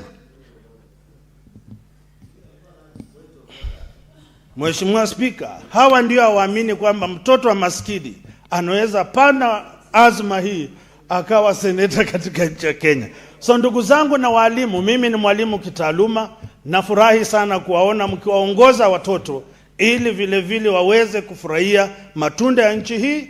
Na Kipchoge alisema chochote unachotaka, hakuna kikomo. Bora unafuata azma yako. Maybe point of information maybe. Mheshimiwa Speaker, yes, nimepaswa ujumbe huu miaka nyingi nilipoanza safari ya kuja bunge. Lakini kwa sababu ya heshima tu yake kama wakili, seneta aliyebobea, nimempa nafasi aweze kunijuza yale alionayo. Mr. Speaker, I am amazed by this very beautiful Swahili my colleague Mheshimiwa, who is also a very good basketball player in our team, so I like to listen to his speeches. But is he aware that I didn't attend his school? I heard him say I attended that school. I didn't. I attended the Alliance High School, which produced very many ministers, Mr. Speaker, and continues to do so to date. I thank you, Mr. Speaker. Yeah, I think you did conclude your welcoming remarks, Senator Wakoli. Dakika moja, Mheshimiwa Mstahiki Speaker. Leo uko na inaitwa nini? Ninabubujikwa na furaha mpwito Mheshimiwa Speaker. Ndugu zangu, mnapoona maseneta wanachangia na kusifia shule zao, ni kuashiria kwamba uliko ndiko kitovu cha azma yako ama nodo yako. Haijalishi kule unakotoka, lakini kule unakwenda muachie Maulana. Asante Mheshimiwa Speaker. You know, Senator Chairai was signaling me because also he wanted to give you the list of MPs and governors, CSs from Kapsabet boys. Senator Catherine Muma, what is your relationship with the Musingu High School? Within 1 minute, kindly. Thank you, Honorable Speaker. Honorable Speaker, I am a daughter of Ikolomani constituency. And Musingu High School is in Ikolomani constituency. My brothers went there. My nephews go to Musingu High School. So I wanted to also welcome the young men and the teachers from Musingu to this house and to encourage you to continue thriving. Senator Wakoli did not mention that last year you actually beat Kakamega High School in football. Was that correct? Senator, I hope you will actually see them at the back and be able to commend them for that very exemplary performance that they had last year. But just wanted to encourage you and to urge you that since you come from a constituency, can you be among the schools that can stand tall in terms of discipline, in terms of integrity, in terms of performance, so that all we can hear of Musingu is good, good, good, and nothing for bad headlines. Karibuni sana. Senator Chelagai. Thank you, Mr. Speaker. I also extend a warm welcome to Musingu High School as I contribute, Mr. Speaker, sir, and also inform them that our standards are quite too high. Because out of the 5 presidents, we have produced the 2, so they still need to work hard to achieve that. Mr. Speaker, let me make the following. These county visits to Bungoma, Kiambu, Makueni, Kitui, Machakos, I want to commend the Committee of Health. And more so, the Vice Chair, Senator Omar, who she has been very consistent. Although I was disappointed she didn't come to my county, but I equally know the role that she has been playing as one of us in this committee. So, Speaker, we agree, and colleagues have said that there is consistent challenges that continue to bedevil the health sector. Mr. Speaker, I want to join my colleagues that the true definition of what evolution is will only be mentioned by one yardstick, and that is health. I don't agree with my colleagues who want to say, let us take back held to national government. Because the national government, Mr. Speaker, their role is to provide standards. And that is what the Constitution in 4th Schedule has provided for in Constitution in 2010. So, Speaker, it's very sad that we are still discussing mundane things about our health sector, especially in Kiambu, Bungoma, Kakamega, Makueni. I am happy that the students come from Kakamega. Mr. Speaker, it's very unfortunate if one of them falls sick, because when the committee visited Kakamega County Referral Hospital, they found a dilapidated ambulance that cannot carry the sick. And I don't think these handsome young men would want to be carried in such a ambulance. And I think Italani is doing a bad job there, Mr. Speaker. So it is important that the issue of health must and should be considered, Mr. Speaker, because there are raft of issues that are similar. The issue of drugs expiry and unavailability of drugs despite the initiation of dawa mashinani by KEMSA. Can you believe, and I agree, when you visit most of these health facilities, Mr. Speaker, you will find so many pharmacies near many hospitals. It is because there are no drugs in hospitals. The reason most Kenyans, Mr. Speaker, see that share does not work is because you go, see a doctor, you are done prescription, but you end up buying drugs outside the hospital. And that is why many Kenyans might think that share is not working, because they have to buy drugs out of their pocket, because dawa mashinani by KEMSA has failed, Mr. Speaker. There is the issue of dilapidated infrastructure, Mr. Speaker. Window panes, walls, you saw in Kakamega, in Bungoma, where my brother, Senator Wakoli, is coming from. The floor of the Bungoma County Referral Hospital has cracked. It is very pathetic. When you go to Kimaeti, Mr. Speaker, in Bungoma, the issues are similar. There is dilapidated infrastructure, dysfunctional incinerator, Mr. Speaker, and I saw the governor there wearing school uniform. I don't know which belongs to which school. Mr. Speaker, we should also know when you come from a certain school, you must maintain standards that come with certain. So in Bungoma, a county referral hospital in Kimaeti, Mr. Speaker, the story is very unfortunate. And therefore, I hope the whip will do follow up to ensure that what we see in Bungoma County Referral Hospital, in Kimaeti, all of them, they have roofs, walls, floors, kitchen. Mr. Speaker, and you know, when you go to Bungoma County Referral Hospital, the kitchen is in pathetic state. And you know, Senator Wakoli will agree with me, the people from that region, and even the young men from Musingu, what is important to them is the kitchen. If the kitchen is not functional, if the busuma, the ugali is not well done, Mr. Speaker, it is hard to recover in such hospitals. So when you go to Bungoma County Referral Hospital and you find a dysfunctional kitchen, you are doing disservice to the Mulembe nation. And the governor of Bungoma should and must be called to order, Mr. Speaker. There is the issue of asbestos or asadias. Most of the hospitals that we saw in Kitui, anywhere, in Makueni and many other areas, Mr. Speaker, you have to appreciate that the issue of asbestos has been condemned, but most of these facilities do not have resources to remove them, Mr. Speaker. We want to challenge the governors through FIF, Facility Improvement Fund, which we pass as a house, that they should use those resources, Mr. Speaker. The issue of deterioration of physical infrastructure is a big concern, Mr. Speaker. Even when you go to Makueni County Referral Hospital and Makuyuni, you will find, Mr. Speaker, that most of the hospitals continue to have dilapidated in Makueni.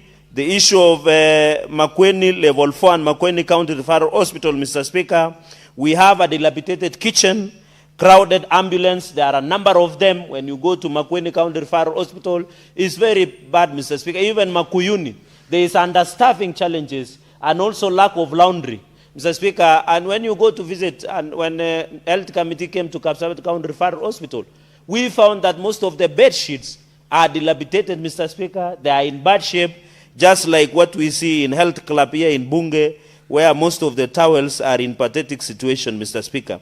Mr. Speaker, the issue of, and therefore, Makueni, where my brother, Senator Governor Mutula Kilonzo, should up his game. Because I expected a lot from Makueni, because We saw them, they had an qualified opinion, Mr. Speaker, which is, I expected Makueni County, Makuyuni Level 4 in Makueni County should have performed. Mr. Speaker, when you come to Machakos, we are still discussing lack of water. Mr. Speaker, when you visit at River, Level 4 Hospital, Mr. Speaker, there is no water.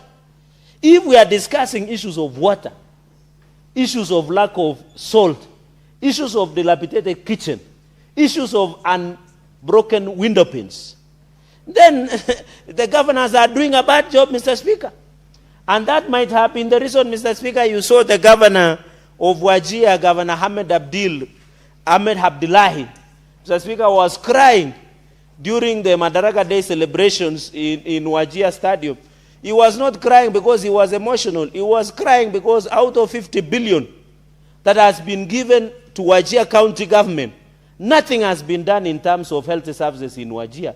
You saw when we visited Wajir, Mr. Speaker, the TB, people who are treated with TB are living outside, Mr. Speaker.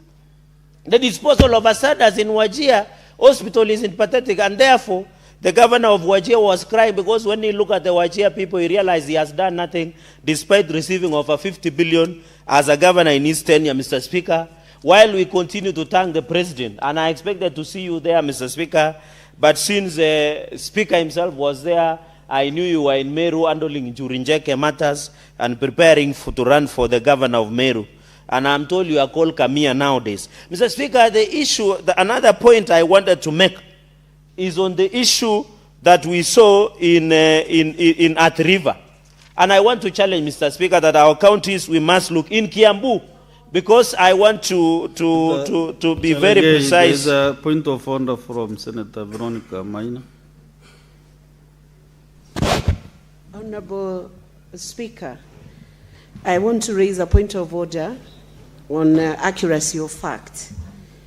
Honorable Speaker, is the Honorable Senator in order to indicate that the governor of Wajir was crying because of having failed to do what he was supposed to do on the hospital and health infrastructure, while in actual fact he indicated he was having tears of joy to see the celebration of Madaraka having recognized a county that was treated as an outlier county or marginalized or peripheral county, and he acknowledged that now the president had brought that county to the mainstream and considered it good enough to host the Madaraka celebration, a historic event which has never happened in Wajir County, Honorable Speaker, and which I had the honor to attend and would have also loved to see you there, Honorable Speaker, though you had other engagements, maybe in Meru County. Is that, Honorable Senator, in order to indicate that the governor cried for different reasons than what he enunciated on that day? So can you verify now your facts? No, Mr. Speaker, I thought Senator Veronica wanted us to know that she attended the Madaraka celebrations, and we're happy she did that. If she wants information about the performance of Wajir, the report has been tabled by the Health Committee, and Senator Omar is seated to her. She can share with the report, and I'm willing. You know the issue is you arranged that the governor for Wajir County. Yes. Shed tears. I said the governor was emotional. I didn't say he's shedding tears. So that is the point of order from Senator Veronica. I said, Mr. Speaker, if the answer can bear me out, I said he became emotional. I didn't say he shed tears. Actually, so I don't know said where. He was not emotional, but yes. You know, the answer is very clear, and I was really keen listening to you. I thought there will be a member who might raise a point of order on your statements. Mr. Speaker, I think the issue is very simple. How can you prove about the emotional issue? How can you prove now to this floor, to this house? Mr. Speaker, I have, and I will table, and it is part of the documents, on the report by the Health Committee of this house that tabled the report on the status of health. It was not the report which was being discussed in Wajir. It was celebrations for Madaraka Day celebrations. So how can you table now a report on the county? Mr. Speaker, if it will ease the House... Can you kindly withdraw that? Yes, he didn't. He was shedding tears. He didn't shed tears, but I say he became emotional. So that is the point, Mr. Speaker. So, Mr. Speaker, on Kiambu... Can we withdraw that part about the non-performance? Please, you have to do that. Which one? You know when you arrange some issues that you can't really substantiate, and this governor... So I withdraw the part of shedding tears, cannot be Mr. able Speaker, to come to this floor to defend himself. So, Mr. Speaker, I withdraw the part shedding tears, but the fact remains that there was a report on health committee that indicted, and I wish Senator Omar, and it is part of the documents. So I have withdrawn the part of shedding tears. So I proceed, and there was a report that was tabled on even, and I seconded that report, and it is part of documents. Information from Senator Mariam? No, I thought that report is before the House. Senator Can I proceed? Are you ready to be informed? Maybe Senator Omar can inform me, because she is the owner of the report on health. Senator. Thank you, Mr. Speaker. Mr. Speaker, I wanted to inform the Senator that what he is contributing is two different things. This is Madaraka Day, and the other one is about the report we have tabled in the Senate. Yes, the report has so many discrepancies. Nothing has been done, but it is there. But when it comes to emotional issue, Mr. Speaker, it is about the northern Kenya, which President has recognized in Madaraka Day. So let the Senator to withdraw on the issue of emotional on what has not been done by the governor. It's only that. If he withdraw that one, the report is the way it is. The recommendation is there. Thank you. He didn't withdraw about the shedding of tears, and he has withdrawn that bit. Mr. Speaker, so can you really discuss the report without censures? No, Mr. Speaker, we were discussing, I heard my colleagues had mentioned the issue of health across the country, and they were tying him to the report, so I don't know why. I even heard a senator here speaking about Ebola, which is not part of the report. Mr. Speaker, anyway, let me proceed, but I will restrain myself to the Kiambu, Karuri, Kiambu, Ruaka. Mr. Speaker, Kiambu, in as much as there were some issues, we realized that their maternity are overcrowded and missing mosquito nets. So if you have us discussing, Mr. Speaker, the ODM party leader is in the House today, Senator Oburu Odinga. If you have us discussing about non-availability of mosquito nets in maternity ward in Kiambu and Karuri, and also Ruaka hospitals, is very unfortunate. And even overcrowded maternity. In fact, this committee were denied data of mortality to the hospitals, Mr. Speaker, which is very unfortunate, Mr. Speaker. Even the dilapidated infrastructure, and Mr. Speaker, in Kiambu, people are operating in a funny way. You can just walk into a Kiambu hospital and walk because there is no identification documents. The nurses there, the staff are not wearing badges, Mr. Speaker, which is very unfortunate, Mr. Speaker. And even the issue of mortuary, we agree, and I agree with my colleagues, that the issue of mortuary, Mr. Speaker, we must agree that there is a problem. We don't want Kenyans to have international departures to heaven. But we must agree that the issue of mortuary is still a problem. All over counties, even in Nandi, I have only one functional mortuary in Nandi Sub-County Hospital, but we don't have in other, and there are many dilapidated, even here in Kenyatta National Hospital. So, Mr. Speaker, I want to appeal to the committee that after they done visits, because they have done Nandi, they did Elgeyo Marakwet, they have done others, Mr. Speaker, we must also visit referral hospital, Mr. Speaker. You know, referral hospital are suffering because of overcrowding by counties. Like Eldoret, Moi Teaching and Referral Hospital, I want to appeal to the health committee, if it is not too much, through the vice chair, to visit Moi Teaching and Referral Hospital of Eldoret, because it's slowly collapsing, Kenyatta National Hospital, Mbagathi, Mr. Speaker, so that we can ensure that as a county, we move forward as a country, Mr. Speaker. Finally, Mr. Speaker, on this issue of stall projects, health projects, as I conclude, when you look at counties, I think like in Nandi, Mother and Baby, you have seen most of them, Mr. Speaker, across, and I'm happy that Senator Omar-led committee has noted this issue of infrastructural problems, Mr. Speaker. Because even in my county, the governor has been doing mother and baby for the last 10 years, and yet it's not complete. You go to many counties, and I'm happy this report has talked about infrastructure delay, even in Bungoma, even in Kakamega, Kiambu, Makueni, and Kitui, Mr. Speaker, and even Meru, Mr. Speaker. There are some of the dilapidated infrastructure. Like, for example, in Wazingishu, they have stalled projects worth 2.4 billion, which is the highest in the country, Mr. Speaker. And these stalled projects, they have paid 1.0 billion. Yet all of them are stalled. Like when you go to Siwa Level 4 Hospital, when you go to Tarbo Sub-County Hospital, when you go to Keses, all of them are stalled, yet 1 billion has been paid. And you find yourself funny in most of these counties. Mr. Speaker, they are doing a snack park worth 5 million. And they have used 4.8 million for a snack park. Yet there are no drugs in hospital. For example, in Wasingishu, you have a snack park that have paid 4.8 million and 5 million. You know, in my culture, if you do around with sex, we are worried what you want to do with the snakes, Mr. Speaker. Because it is not like India where snakes are being used for sports.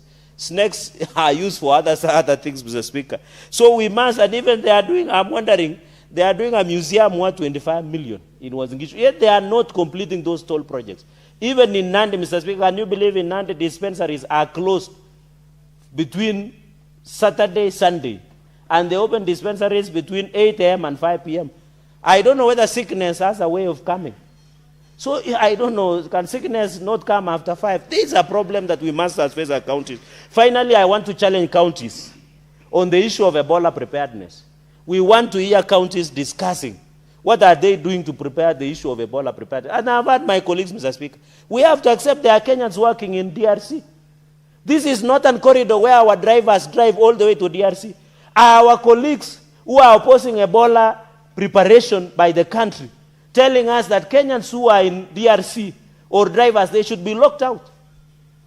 And Mr. Speaker, what people are not telling, and I'm happy the president said in Wajir, what people are not saying, the biosecurity agreement was signed in 2015 by former President Uhuru Kenyatta.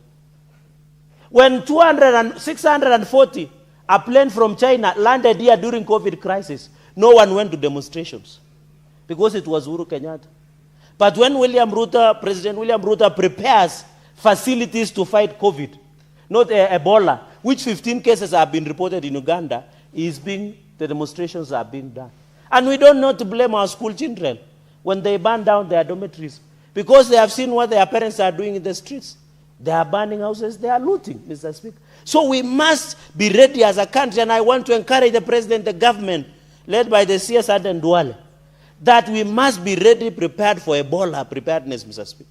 It is the obligation of government to ensure that we have necessary facilities to prevent Ebola in this country. Mr. Speaker, with those many remarks, I beg to support this report.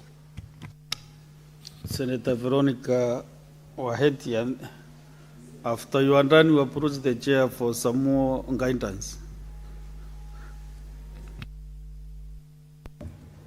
Thank you, Honorable Speaker, for this opportunity to comment on the report that has been brought to this House by the Health Committee. Let me first commend the committee for the good work they have done. Honorable Speaker, they carried out their mandate that they were supposed to carry out, and I would say this is how oversight is supposed to be done. Oversight of functions that are devolved must be followed up by the relevant committees to see whether they are actually implementing what is expected, that counties are implementing what is expected. So the committee has gone out there to the different hospitals from Kitui, from Makueni, from Kiambu, and a few other counties, Machakos also, and they have assessed the state and the quality of the infrastructure, facilities, hospital equipment, and even provision of emergency services. They have assessed the automation of healthcare provision systems for patients, drugs, and commodity management. They have assessed the availability of requisite healthcare personnel, the gaps and challenges in the counties that are cited in the report, and they have also assessed the availability of training and capacity building programs and avenues for healthcare workers in emergency healthcare, specialized services and referrals. Honorable Speaker, The shocking thing is that the report they have returned here is not something we did not really expect, because we do know that our healthcare has still not yet achieved the standard and the quality that it should have achieved by now. But shockingly, Honorable Speaker, is to see that the same problems we may have discussed in year one when we were in Senate are the same problems in those hospitals that we are discussing today, which is year 4, just before the tenure of this Senate comes to an end. And we ask ourselves, Honorable Speaker, in the mapping of the healthcare, the scope of healthcare services and the standards that are supposed to be rendered by the healthcare services in our respective counties, what is going wrong? And what exactly do governors think about the right to healthcare, the right to health for the citizens of Kenya? I think, Honorable Speaker, to be fair, national government has done a lot, even rolled out the universal health coverage program, Honorable Speaker, that intends to ensure that citizens have access to health services, have access to health care, have access to medical medications, Honorable Speaker. But unfortunately, the counties are not holding to the end of the bargain. I have especially looked at the report that was returned against Kitui County, which has a population of about 1,136,187 people. If you look at what's happening in Kitui County, Honorable Speaker, it is pathetic to see that even the TB patients are being boxed within a cube inside an ordinary ward. Now, who does that, Honorable Speaker? This country is the one that is even giving medical personnel to other countries within the region. Even a lay person knows you cannot put a TB patient who is at a very infectious stage next to other patients. It's no wonder, Honorable Speaker, that you'll find the way counties are running these hospitals is in a very, how would I say it, lackluster manner, kienyeji, if I was to use Kiswahili. I have even looked at the renal unit in Kitui. You should look at these photographs that are attached to this report, Honorable Speaker. It is a big shame if a county cannot even clean up an area and it's within a hospital setting, Honorable Speaker. And I think, Kitui County, just wake up. You want to tell us that even if you had the facility and the drugs, you are not able to manage your personnel to clean up areas within a hospital setting, even housekeeping, to avoid infections being passed. Honorable Speaker, we are very much aware that in hospitals, there is always a possibility of catching one of the worst bugs because of hygiene, just basic hygiene. So, Honorable Speaker, it looks as though counties have still not taken healthcare with the seriousness that this healthcare deserves. And I want to say this, while as Senate has done well to oversight, and that committee needs to visit the 47 counties, and health committee, led by their chair, Senator Madago, and deputized by the very able Senator Mariam Omar, a member of Kenya Women Senators, who is doing a very good job. Honorable Speaker, they need to go to other counties and assess periodically, maybe even every 6 months, to check what is happening. And I welcome them to Murang'a, because just the other day, on 20th May, Honorable Speaker, a resident of Murang'a reached out to me. She was expectant and she had an emergency. She was going to give birth in the hospital. And when she got there, 4 days, Honorable Speaker, she was not attended to. I do not know her personally. She sent a message to me, crying if she could be helped.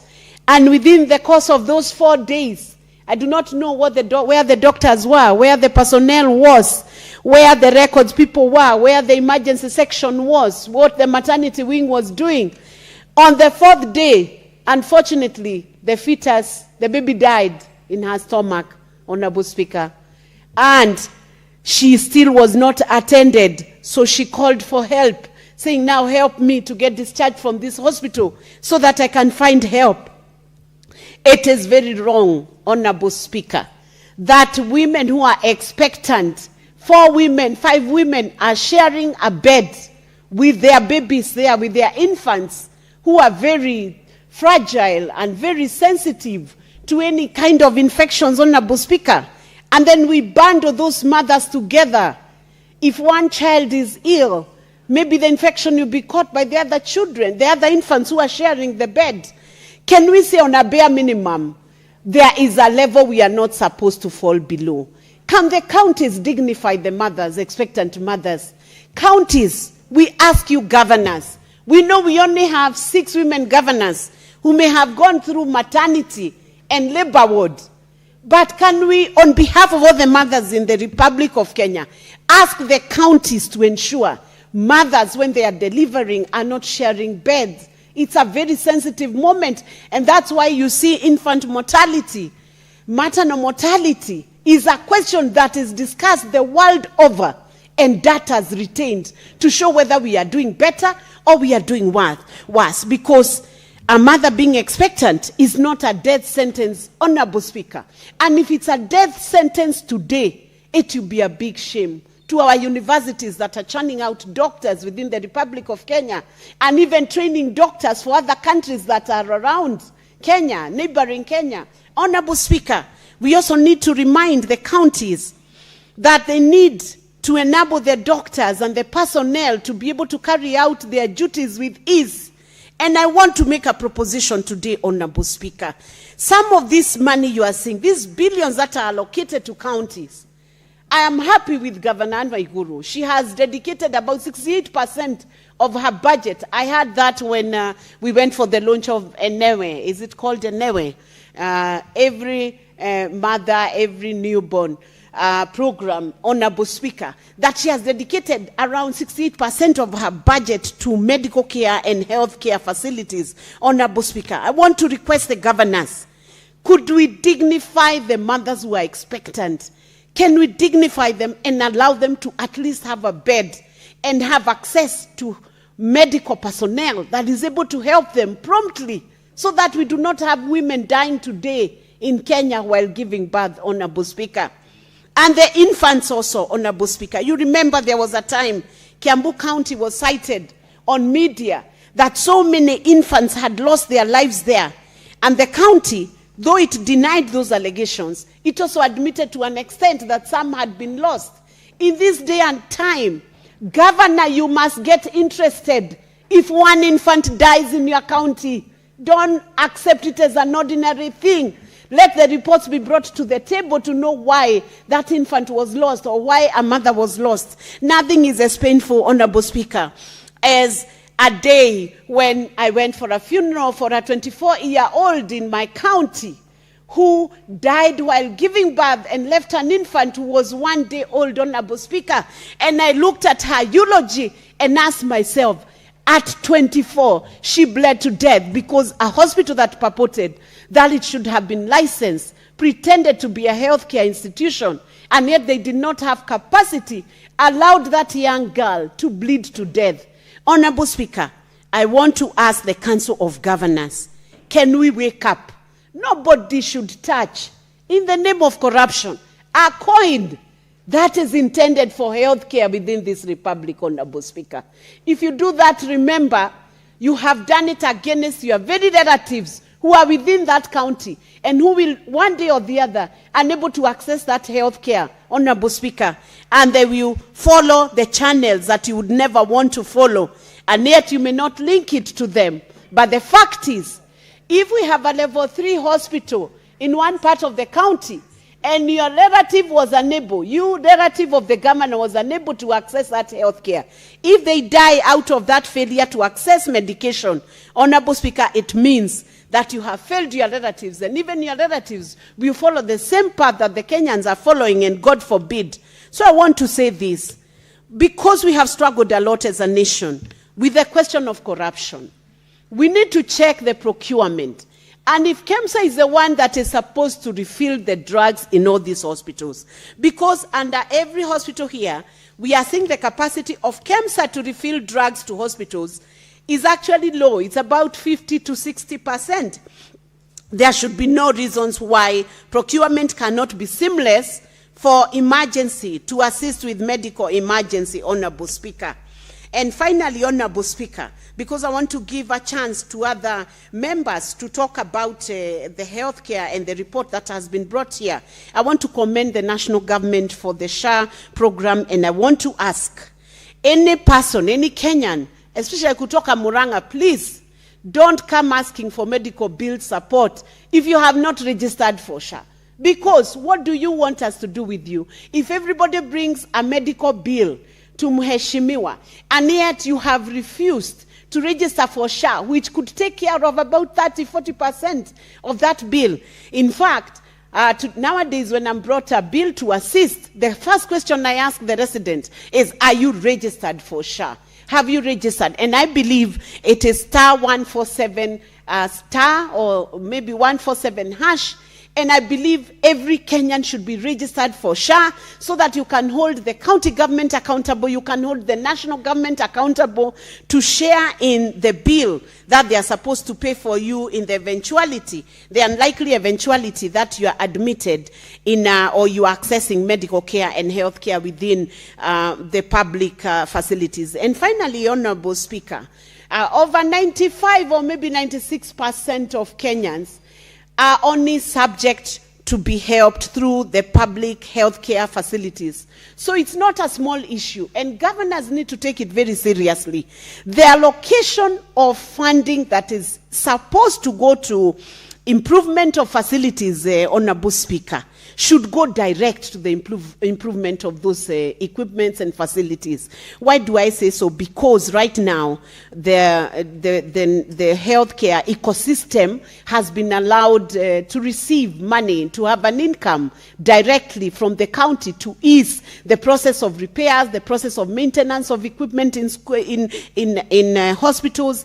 And I'm shocked to see that there was an X-ray machine which was not working for 3 weeks in Kitui. Why would we not have basic equipment working or operational and serviceable to be able to serve the people? Honorable Speaker, with the advent of technology, we should be managing diseases, we should be managing infections, we should be having public health departments within the counties which are so strong that we can have preventive measures to avoid a situation where diseases get too serious until they require much more resources to be treated in high-level hospitals. And let me take this opportunity, Honorable Speaker, to congratulate Wajir County for the hospital that His Excellency President William Ruto opened, a level 5 teaching and referral hospital in Wajir County, which has opened that whole northern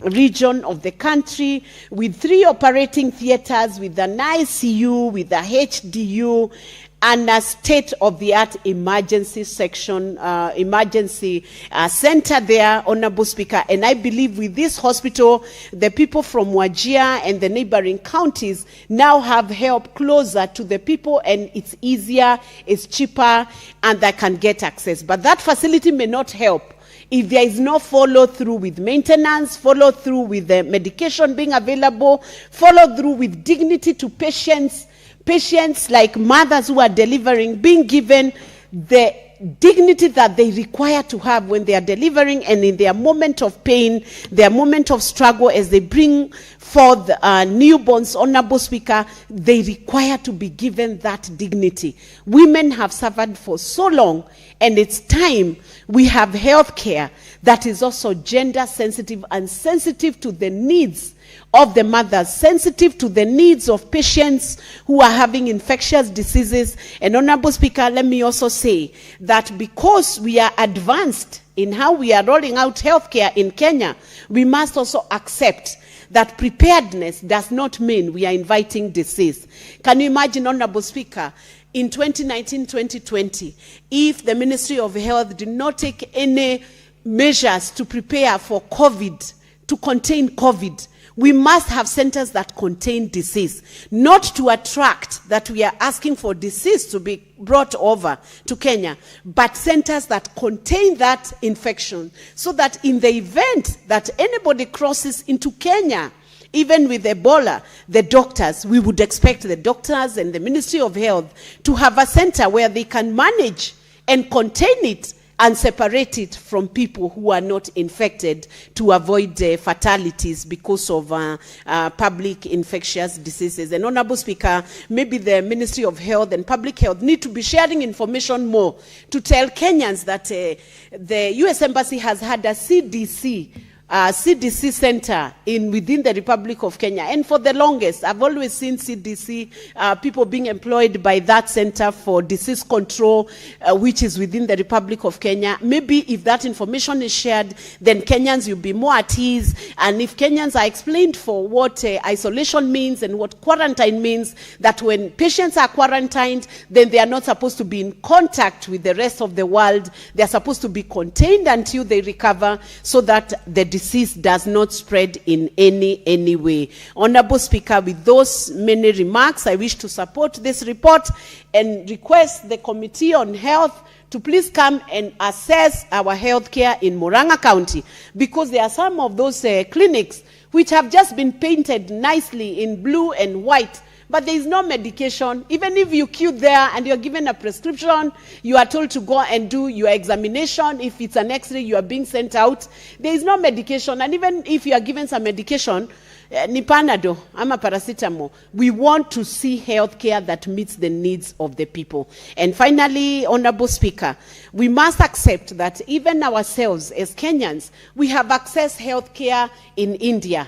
We have accessed health care in South Africa. We have accessed health care even in Singapore. Kenyans have accessed health care even in the US, in many other countries, Honorable Speaker. So maybe when a center is being done, we need to have a bigger, wider perspective that if the government kept quiet about Ebola and then a case happened, then what questions do they answer? What answers do they give to Kenyans if we cannot contain even one case of Ebola? It will spread to 10, to 20. It will do exactly what people are fearing. But I know right now, people must be very afraid. Everybody would be afraid of Ebola. I would be afraid of Ebola. I don't want to come into contact with it. But we must be realistic to know we must accept medical centers that take us to the next level and that are able to contain all the disease. The reason why Kenyans go to India, the reason why Kenyans go to United States or the UK is to seek for more advanced technology and more advanced medical help. And if we do not have access to those countries when you need it, and when our nation does not have the facility that is required, then it becomes a very big difficult. We must think within that context, because God has positioned Kenya as a nation of influence, as a nation that has also supported our neighboring countries in many other issues. Thank you, Honorable Speaker. And we must also remember we are trading with all our neighbors, and the trade will not stop. We want life to continue, so let disease be contained within the centers that should contain disease. Thank you, Honorable Speaker. Very well. Next is Senator Ososi. Godfrey.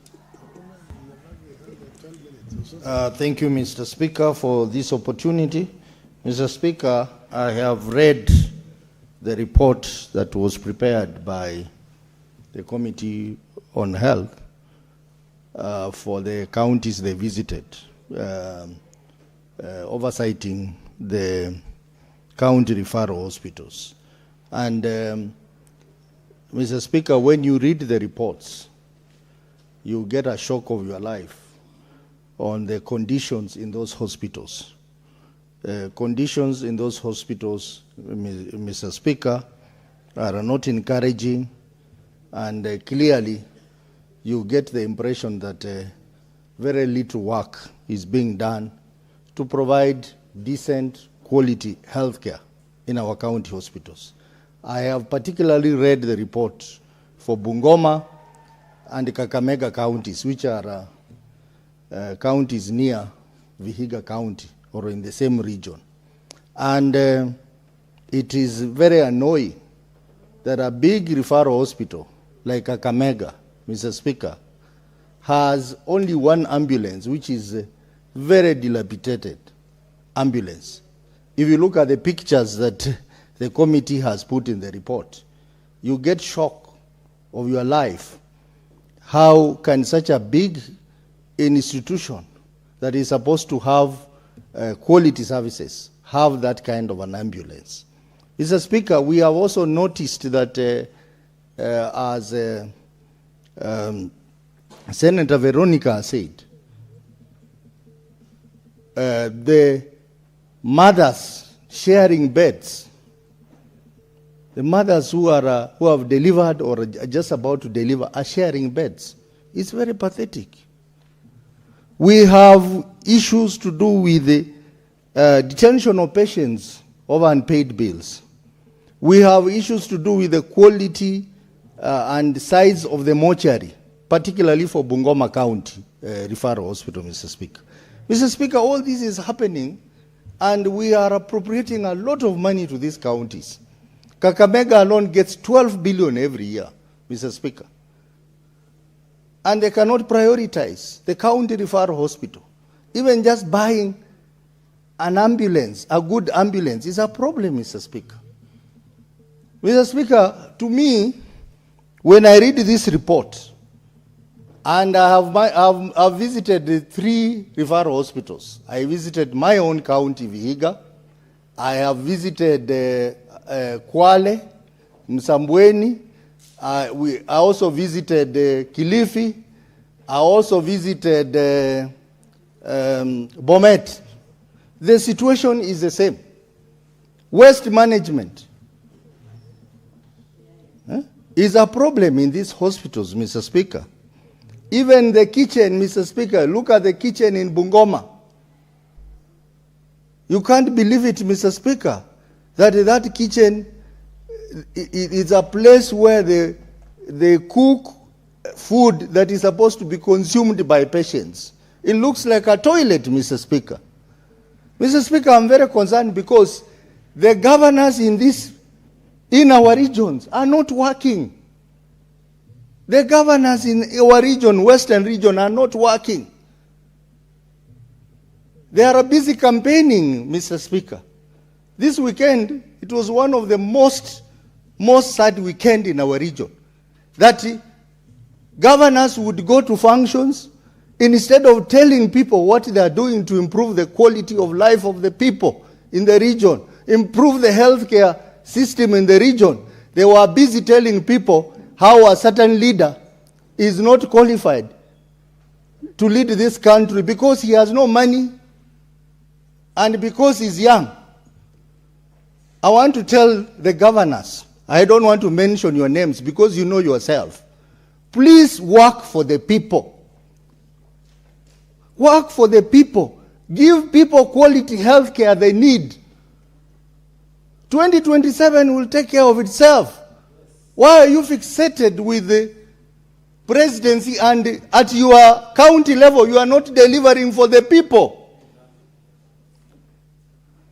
So, Mr. Speaker, I am talking because I have read this report and I'm very disappointed that all the big money that we are sending to Bungoma and Kakamega counties, it seems that money is not doing the work that it should do because the governors are spending little time in working for the people. They are spending most of the time doing politics. If you look at the amount of money they are using in rallies, Mr. Speaker, that money is enough to buy an ambulance for Kakamega Referral Hospital. That money is enough to fix the kitchen in Bungoma Referral Hospital. That money is enough to buy extra beds for Kakamega Referral Hospital so that the mothers don't share beds.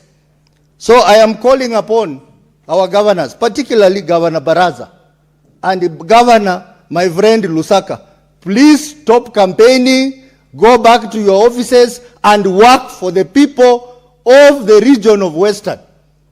We are not interested in you telling us you are so rich and a particular leader is poor that he cannot do campaigns. We are interested in you telling us that you have bought an ambulance for Bungoma Referral Hospital, you have bought an ambulance for Kakamega Referral Hospital, you have improved the kitchen in Bungoma Referral Hospital, you have employed those UHC staff. Mr. Speaker, sorry for diverting a bit to talk about politics of our region, but I want to tell those people who were talking over the weekend. I want to inform them that the President Obama became the president of US after serving for only 2 years as a senator. 2 years. And he became the president because the people decided. So when you tell us someone is not capable of becoming the president simply because of age or simply because he has been a one-term senator, and you are not telling us about what you are doing to uplift the standards of living of our people, you are missing the point. Madam Speaker, when you look at the report talks about non-functional machines in the hospitals. It is sad that the MRI machine is not working in Kakamega Referral Hospital. Mammogram is not working in the same hospital. And this replicates in all referral hospitals. You see beautiful machines, but those machines are not working. What is happening, Madam Speaker? You also, we also have a problem with the automation in these hospitals. A big hospital like Kakamega Hospital has no system. They are relying on reports which are manually generated. That is a hospital that should have an integrated hospital management system so that operations in those hospitals are made efficient, are accountable, and they serve the people. At least Bungoma, they have tried. They have a semblance of an HMI system, which this report has recommended that they need to overhaul it and make it better. The issue of UHC, Madam Speaker, this is a very important issue. And it's not just UHC in terms of converting those staff to permanent and pensionable, but also meeting the standards, the so-called quality health model, UHC quality health model. Most of these referral hospitals, Mr. Speaker, they have audit queries on compliance to the UHC health model, which requires that the hospitals must comply with certain criteria of matters to do with the human resource and matters to do with equipment. The same affects these hospitals that were visited by the health committee. So something has to be done. Issues to do with FIF, Mr. Speaker. If there is one thing that was done right, is the decision to come up with the FIF. But FIF is still facing challenges, Madam Speaker, because we have scenarios where on paper you are told that the FIF has been implemented. But practically, Madam Speaker, you find out that there are still challenges with the FIF. I am saying that because I chair the committee of CPIC, and almost every hospital have an audit query on FIF. But there is something that we can do about it as a Senate, because you know FIF is for level 4 and above. But for the lower hospitals in the villages, the dispensaries, they do not have FIF. So what happens in some counties is that governors decide to distribute that money to lower level health facilities so that they can sustain them. But the law does not allow that. But practically on the ground, that is what they do. What we need to do is we need to amend the FIF Act so that we can have a system of sharing of the funds from the bigger hospitals to the smaller hospitals to sustain those smaller hospitals so that they don't run into financial challenges. Madam Speaker, the issue of drugs management, it has been reported in this report for Bungoma particularly, that though they have a pharmacy which is stocked, that patients are now being referred to go and buy medicine outside the hospital. Mr. Speaker, this is something that is affecting all referral hospitals. And something has to be done by the health committee. Because if you go to almost every referral hospitals, you see a proliferation of chemists around the referral hospitals. You see so many chemists and you wonder what is happening. It is because the medical staff are referring those patients to go and buy medicines outside. And some of those pharmacies are owned by those medical staff. This is something that the health committee needs to investigate to finer details so that we deal with any form of corruption that may be existing in the process of managing drugs in the hospitals. The issue of SHA, Madam Speaker. Madam Speaker, the delays in reimbursing SHA is a big problem and is an audit query in most of these referral hospitals because the delay affects the budgeting process, budget and control process, because they are not able to get the money in time. The delay affects the operations of the hospital. And this is something that must be worked on so that the SHA reimbursements are done in time so that end up not inconveniencing the hospital. And in some cases, it may even lead to total collapse of that particular health institution. Mr. Speaker, we have also noted in the audit report that most of these hospitals do not have hospital boards. The management boards are not there. And this is a simple thing to be done, Madam Speaker. I don't know why it is so difficult to have a hospital management board in place for many years. So this is something that, again, I'm challenging the health committee to look into, because the idea around having hospital boards is because the Office of the Auditor General is now auditing all hospitals.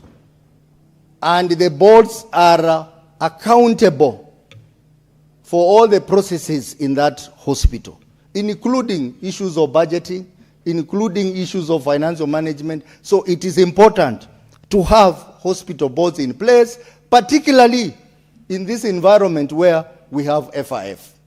So the issue of having boards in place will help us in dealing with some of the challenges that have been noted in these reports. The issue of expiry of drugs, Madam Speaker, which of course links to the issue of inventory management, it links to the issue of drug management, it links to the issue of automation. It is a major problem. And it is a common audit query in all these health institutions. Something has to be done on it so that to reduce the cost incurred in expiring drugs and also the danger that is exposes to the patients in those particular hospitals. Madam Speaker, the matter of sanitation in these hospitals, I have looked at the report for Bungoma County. Look at the toilets. They are in shambolic state, Madam Speaker. And this is supposed to be a hospital where people go to be healed. You end up getting diseases in those hospitals. What is in a toilet? How much does it take to fix a toilet, Madam Speaker? So that is why we are saying, our governors, you are letting us down. And I'm happy Senator Wakoli is here listening to me and he knows all this. I'm talking from my heart because the Bungoma Referral Hospital serves many people.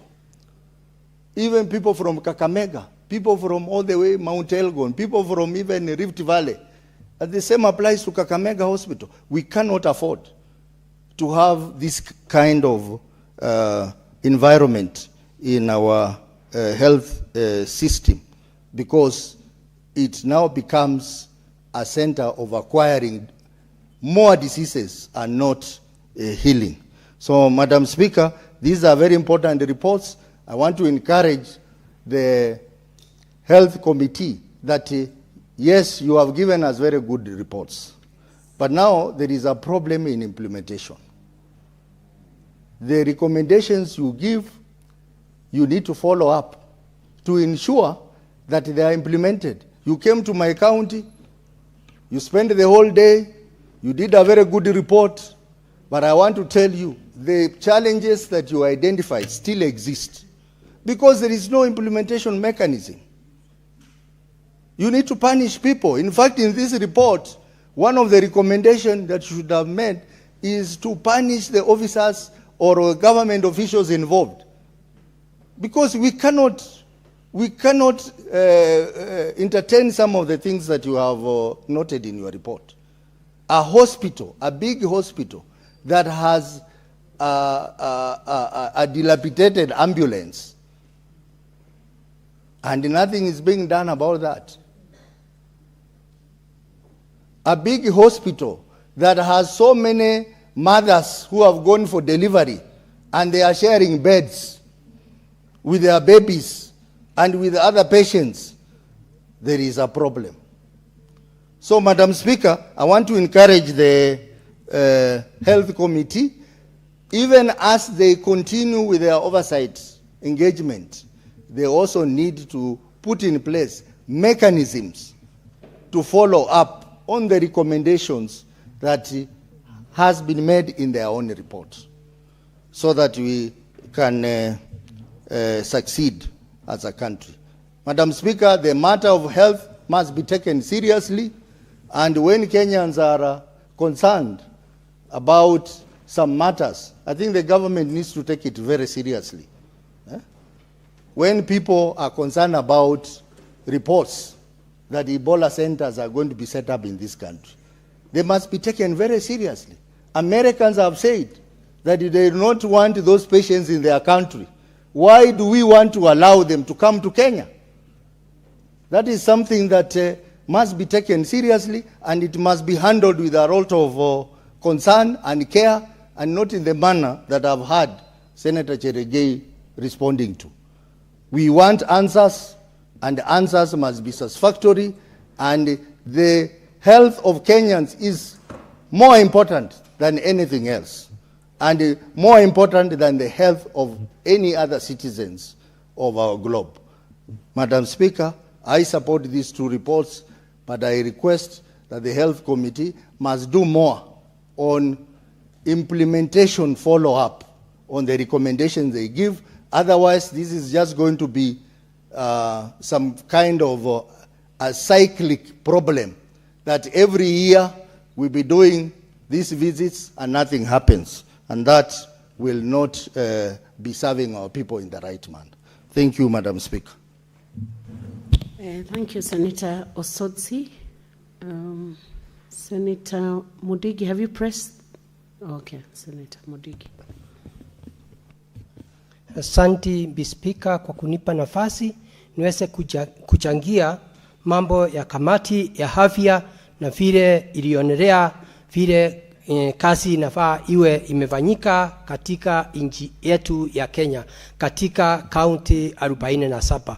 Bispika, yangu ya kwanza ni kushukuru kamati ambaye ile ilikuwa tengeneza sheria ya 2010 ambaye ilionelea kuwe na devolution, kwa sababu ilikuwa na maono. Bispika, ilikuwa imeangalia kamati kama 10 itaweza kuwa katika kaunti zetu, na moja kamati ilipitisha ni mambo ya afya, kwa sababu kulikuwa na mambo ya national government, na ile kamati Bispika ilikuwa imeangalia vile mwananchi alikuwa anateseka, na vile wakati kama huu vile mwananchi atakuwa amekuwa katika nchi yetu ya Kenya, watu watakuwa wengi. Alikuwa na maono aitoe katika serikali kuu ailete katika serikali ya county government. Kwa hivyo Bispika, wale watu wazee na kina mama ambayo walipitisha hii nieko kwao, wale wako sahihi na wale hawako, kwa sababu walikuwa na maono. Kwa hiyo Bispika,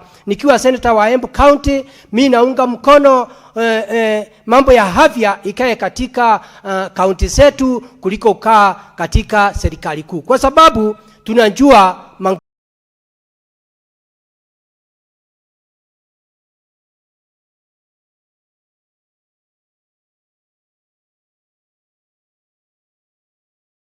serikali kuu kwa serikali kuu.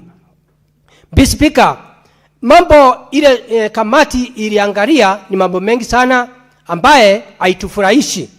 Na ukiangalia katika kaunti ya 47 ile kamati iliona iko hiyo makosa, iko Embu, iko Meru, iko Tharaka Nithi. Kwa hivyo ile kaunti wametembea na si haja tembea. Unaangalia sinda ni moja, mambo ya wafanyikazi, mambo ya mambo mingi inaonekana katika hii document na haikutufurahisha. Kwa hiyo kuna mambo inafaa iangaliwe. Kitu ya kwanza, Speaker, watu katika mashinani wanataka hospitali itengenezwe.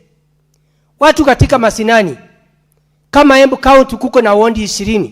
Ningeomba Speaker, kama kuna uwezo serikali kuu na parliament iweze kuongezea pesa, ndio kila county ipate pesa ya kutosha ambaye ya kusaidia mambo ya afya. Ndio ukute hospitali imejengwa kule mashinani na kila ward, Speaker, ukute kila ward iko na ambulance, kwa sababu ndio economy. Watu wengi wana pesa ya kukomboa ambulance, wengine wana pesa ya kununua dawa. Na hii serikali ya William Ruto, Speaker, imesema mambo ya SHA iende mpaka mashinani. Yes, SHA imekuwa ikifanya kazi, lakini governors wanapata pesa ya kutosha.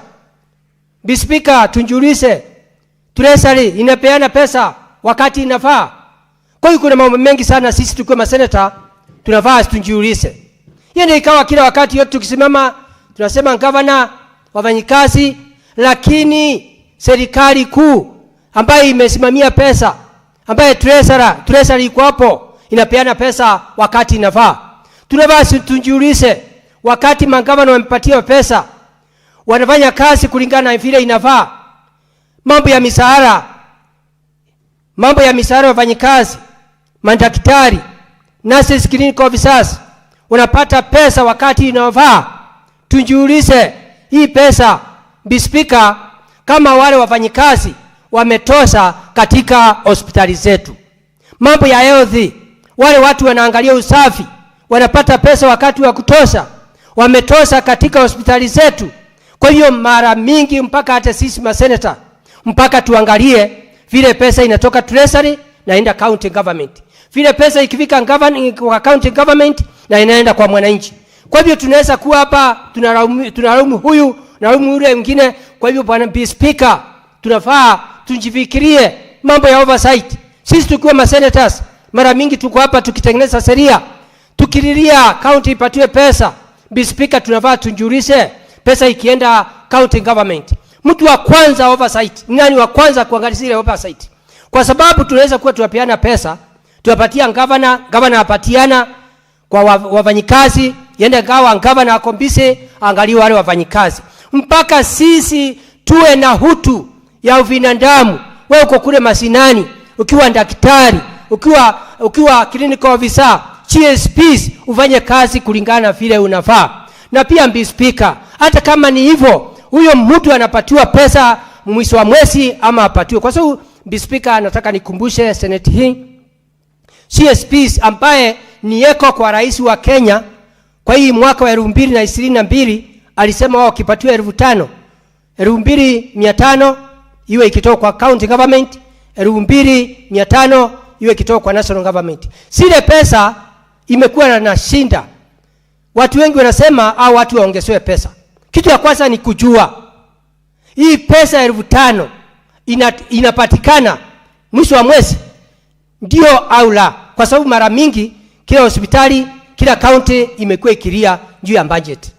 Speaker, mambo mengi, mambo ya primary oversight tunataka kutunjulishe. MCS katika counties sote 47 iko na MCS wale wamechaguliwa na watu. Kuna nominated MCS. Pia kuna kamati ya afya kule mashinani. Pia katika kaunti zote governor ako na uwezo na CEC na civil officer na MCS kuchagua kamati ya health, na pia kamati ya health ile ambaye ni MCS. Kuna kamati nyingine kila hospitali inachagua, inaangalia usafi ya hospitali, utendaji wa kazi. Sile kamati ya watu kule masinani kuonekane kama wanapatanga alawanzi yao njia ile nafaa, ndio kila mara iwe ikienda kuangalia utendaji wa kazi. Oversight, primary oversight pia. MCS ambaye walikuwa katika budget ya county, ambaye walikuwa wamekaa pamoja wakati wa public participation, wa kuona kila hospitali na pesa ile governor amepeana upande wa afya, hiyo pesa kama imefanya kazi. Tujiulize tukiwa masenators, wale primary oversight MCS wanaangalia ama waangalie. Kwa hivyo kuna mambo mengi, hata tukiwa tunalaumu governor, tunalaumu senator, tunalaumu MCA. Ningeomba kama kuna uwezo Speaker kuonekane kama kunaweza kutengenezwa kamati, kuundwa kamati ambaye ya haraka ya Senate iweze kukaa chini iangalie kwa nini hii shinda yote iko katika county 47. Speaker, kuna mambo mengi, mambo ya clinical officers. Ndio tumewapatia pesa governors, juzi tulikuwa ngangana wapate pesa. Tuone kama walianjiri watu ambaye wako na unjuzi wa kusaidia wale wagonjwa katika kaunti zetu. Speaker, kuna mambo ya level 4, level 3, level 5. Speaker, wakati serikali ya Kenya ilisema mambo ya saa ni kitu mzuri sana, kwa sababu tumeona sisi tukiwa masenators, wakati watu wamegonjeka, wakati mama mboga amegonjeka, wakati bodaboda amepata ajali. Speaker, nataka nikumbushe Senate hii, wakati wa zamani sisi tukiwa masenators na MPs na leaders, hata ingawa Harambee hainjarundi chini. Speaker, mara mingi kila wakati yote kwa kijinji kila kona zote ilikuwa ni mambo ya kusaidia ya Harambee. Unakuta mtu wa bonda ameanguka chini, unakuta mguu akipelekwa hospitali, mguu inakaa mwezi moja, akisangiwa pesa unakuta ile mguu imeoza. Speaker, mimi naunga mkono mambo ya saa, kwa sababu siku hizi kama kuna watu wanafaa waserekee ni mama mboga ambayo wako na ile pesa kidogo na watu wa bonda, kwa sababu siku hizi ukiona mtu wa bonda akipata ajali, akianguka, apigwe na gari, hapo huyo mtu apate watu wa kumpeleka hospitali ama Good Samaritan, wakati amefika ile hospitali siku 3 kama injaisha, unakuta anakuwa registered kwa saa, na huyo mtu anawekwa chuma kwa mguu, ama mahali ameteseka ama amegojeka anasaidiwa. Samani haikuwa hivyo. Kwa hiyo ningeomba katika nchi yetu ya Kenya, kaunti 47 watu wote saa hii wajiandikishe katika hii mambo ya SHA. Mambo ya Harambee injaisha ikawa iko, lakini pia ningeomba kuweze kutengenezwa vile kuna wezekana mambo ya kanza imelete shinda Speaker katika nchi yetu ya Kenya.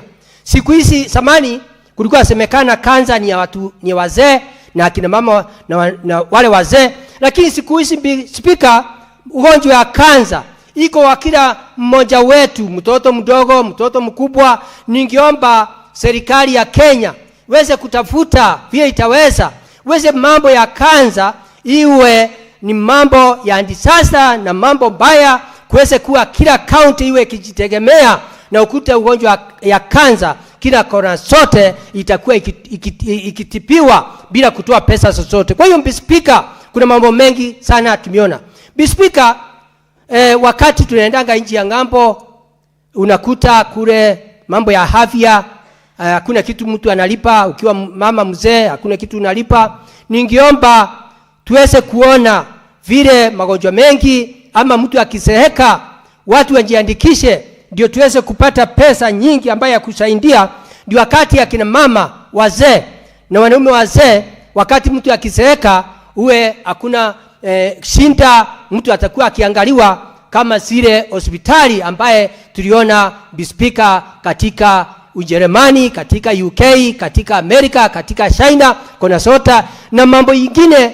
Speaker, ningeomba kuwe na watu ambaye wenye sayansi wataweza kuangalia mambo ya Kenya, kwa sababu dawa nyingi zinatoka nchi ya ng'ambo. Bispika, kuonekane kama kunaweza kutengenezwa ama watu watafanya research tuweze kupata dawa ambaye miti ile iko hapa ama vile ile vitu yatengeneza dawa. Bispika, ukute hizi ile dawa itakuwa na bei ya chini, kwa sababu watu wengi wanateseka, njia ya dawa siko juu. Kwa hiyo Bispika, mimi kiwa senator wa Embu County, ningeomba kuna mambo mengi inafaa iangaliwe, na pia ndio nchi yetu ya Kenya uweze kuendelea na njia ile inafaa. Kwa hiyo Bispika, nikimalizia, ningeomba tukae pamoja. Hata Biblia inasema njoo tusemezane, kujeni tuongee, kwa sababu mambo ya ugonjwa, mambo ya afya imeleta shinda katika nchi yetu ya Kenya. Ingawa rais wa Kenya anajaribu vile kutakuwa mambo ya afya itaendelea na njia ile inafaa. Kwa hivyo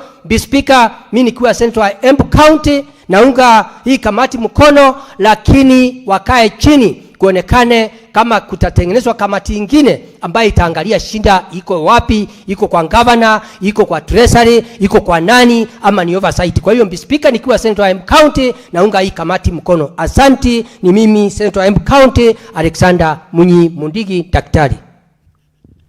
Thank you Dr. Senator Alexander Munyi Mundigi kutoka Embu County. Senator Wakoli, Bungoma County. Asante Mheshimiwa Spika kwa nafasi hii niweze vile vile kuchangia ripoti ambayo imewasilishwa bunge na kamati ya afya katika jumba la Senate. Mheshimiwa Spika, ni jambo la kuhuzunisha sana kwa sababu wenzangu wametaja kwa kina changamoto ambazo zinakumba kaunti yangu ya Bungoma. Mheshimiwa Spika, tunaenda kufunga ukurasa wa makadirio ya fedha za kiserikali mwaka 2025-2026. Tunapozungumza hivi Mheshimiwa Spika, wale madaktari mashinani CHPs kwa miezi 8 sasa Mheshimiwa Spika hawajalipwa. Na swali ambalo tunajiuliza Mheshimiwa Spika ni kweli kwamba watu wenye akili timamu, watu wenye utu moyoni mwao wanaweza bania fedha za madaktari mashinani shilingi 2,500 kwa mwezi kwa miezi 8?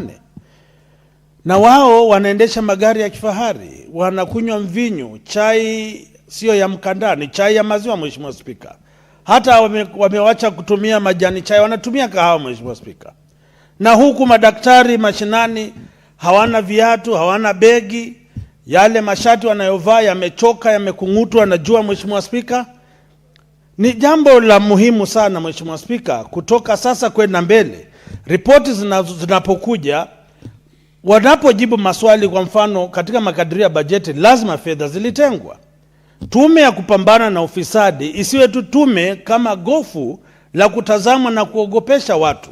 Lazima EACC wajibike na iweze kutatua masuala haya. Mheshimiwa Spika, wametaja kuhusiana na maeneo ya kuweka walioaga kule Bungoma.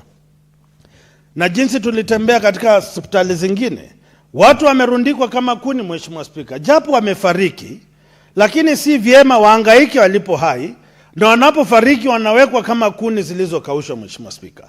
Lazima waliotuacha waandaliwe mahali pazuri pa kupumzika wanapongoja siku ya kiyama Mheshimiwa Spika.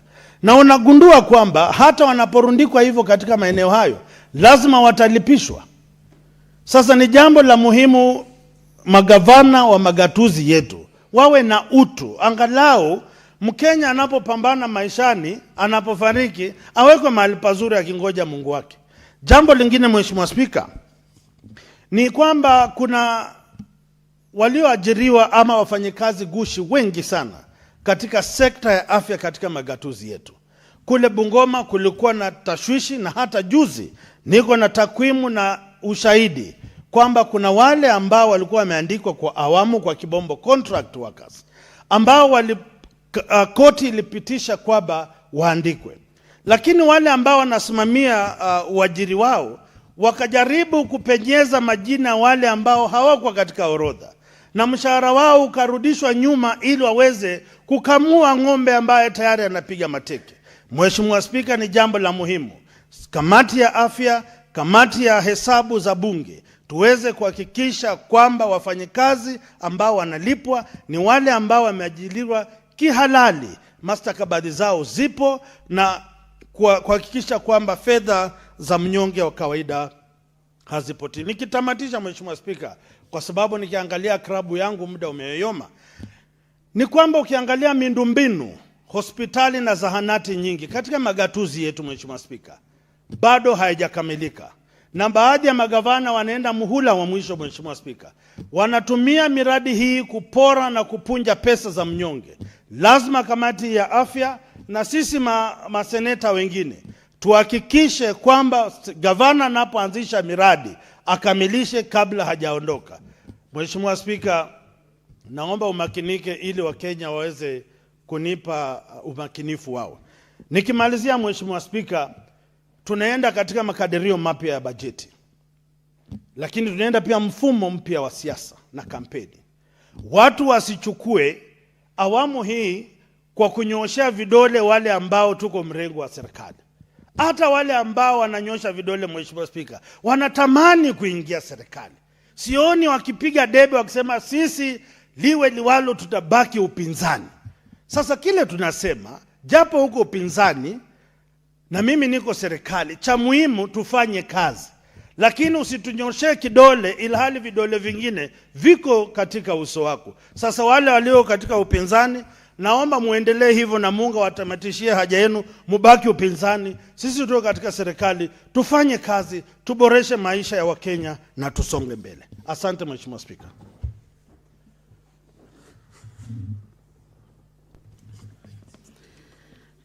Honorable Senators, we have now concluded the debate because I do not see any other senator interested to contribute to this motion. So I will defer this motion so that the mover can reply. So it will be listed when we next sit.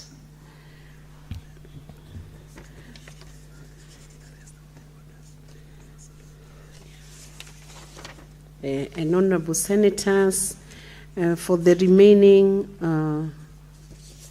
orders, I will also reorganize the order paper and defer them because the movers are not there.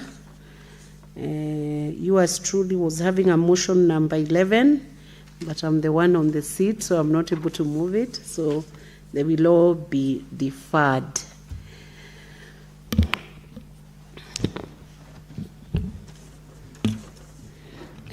Honorable senators, there being no other business on the order paper, the Senate stands adjourned until later today, Wednesday, 3rd June 2026 at 2:30 p.m.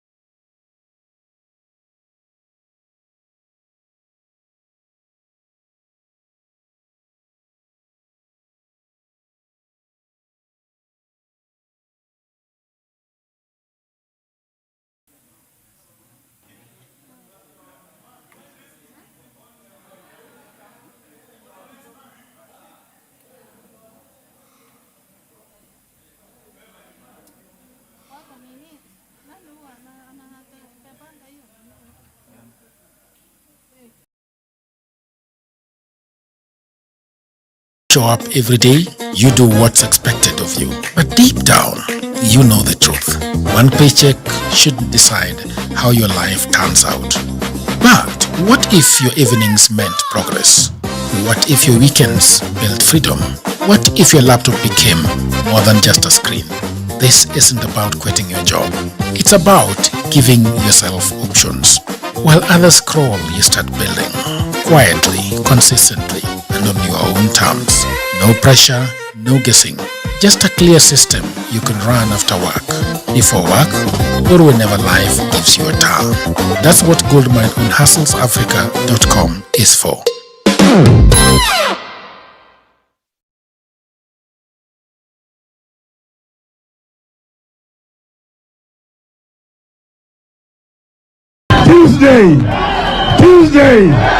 Tuesday. Haikuzo makasi ni watafute uongozi pamoja wasitafute. Kweli una maana gani? Una maana wewe ni binadamu ya mavi ya kuku.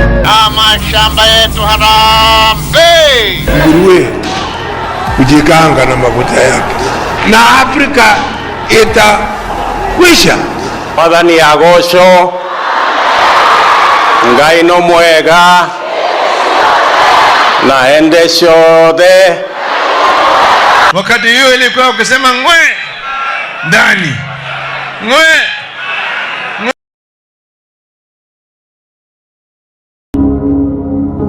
Costs are rising. Margins are tightening. And the pressure isn't slowing down. Every inefficiency now has a cost. Every delay impacts your bottom line. Every disconnected system holds you back. This is where businesses lose control or take it back. Clipboard connects your operations, pricing, inventory, and cash flow, giving you visibility, control, and the ability to act faster. Reduce waste, protect margin, stay operational when it matters most. Weather the storm without losing control. Aggressive.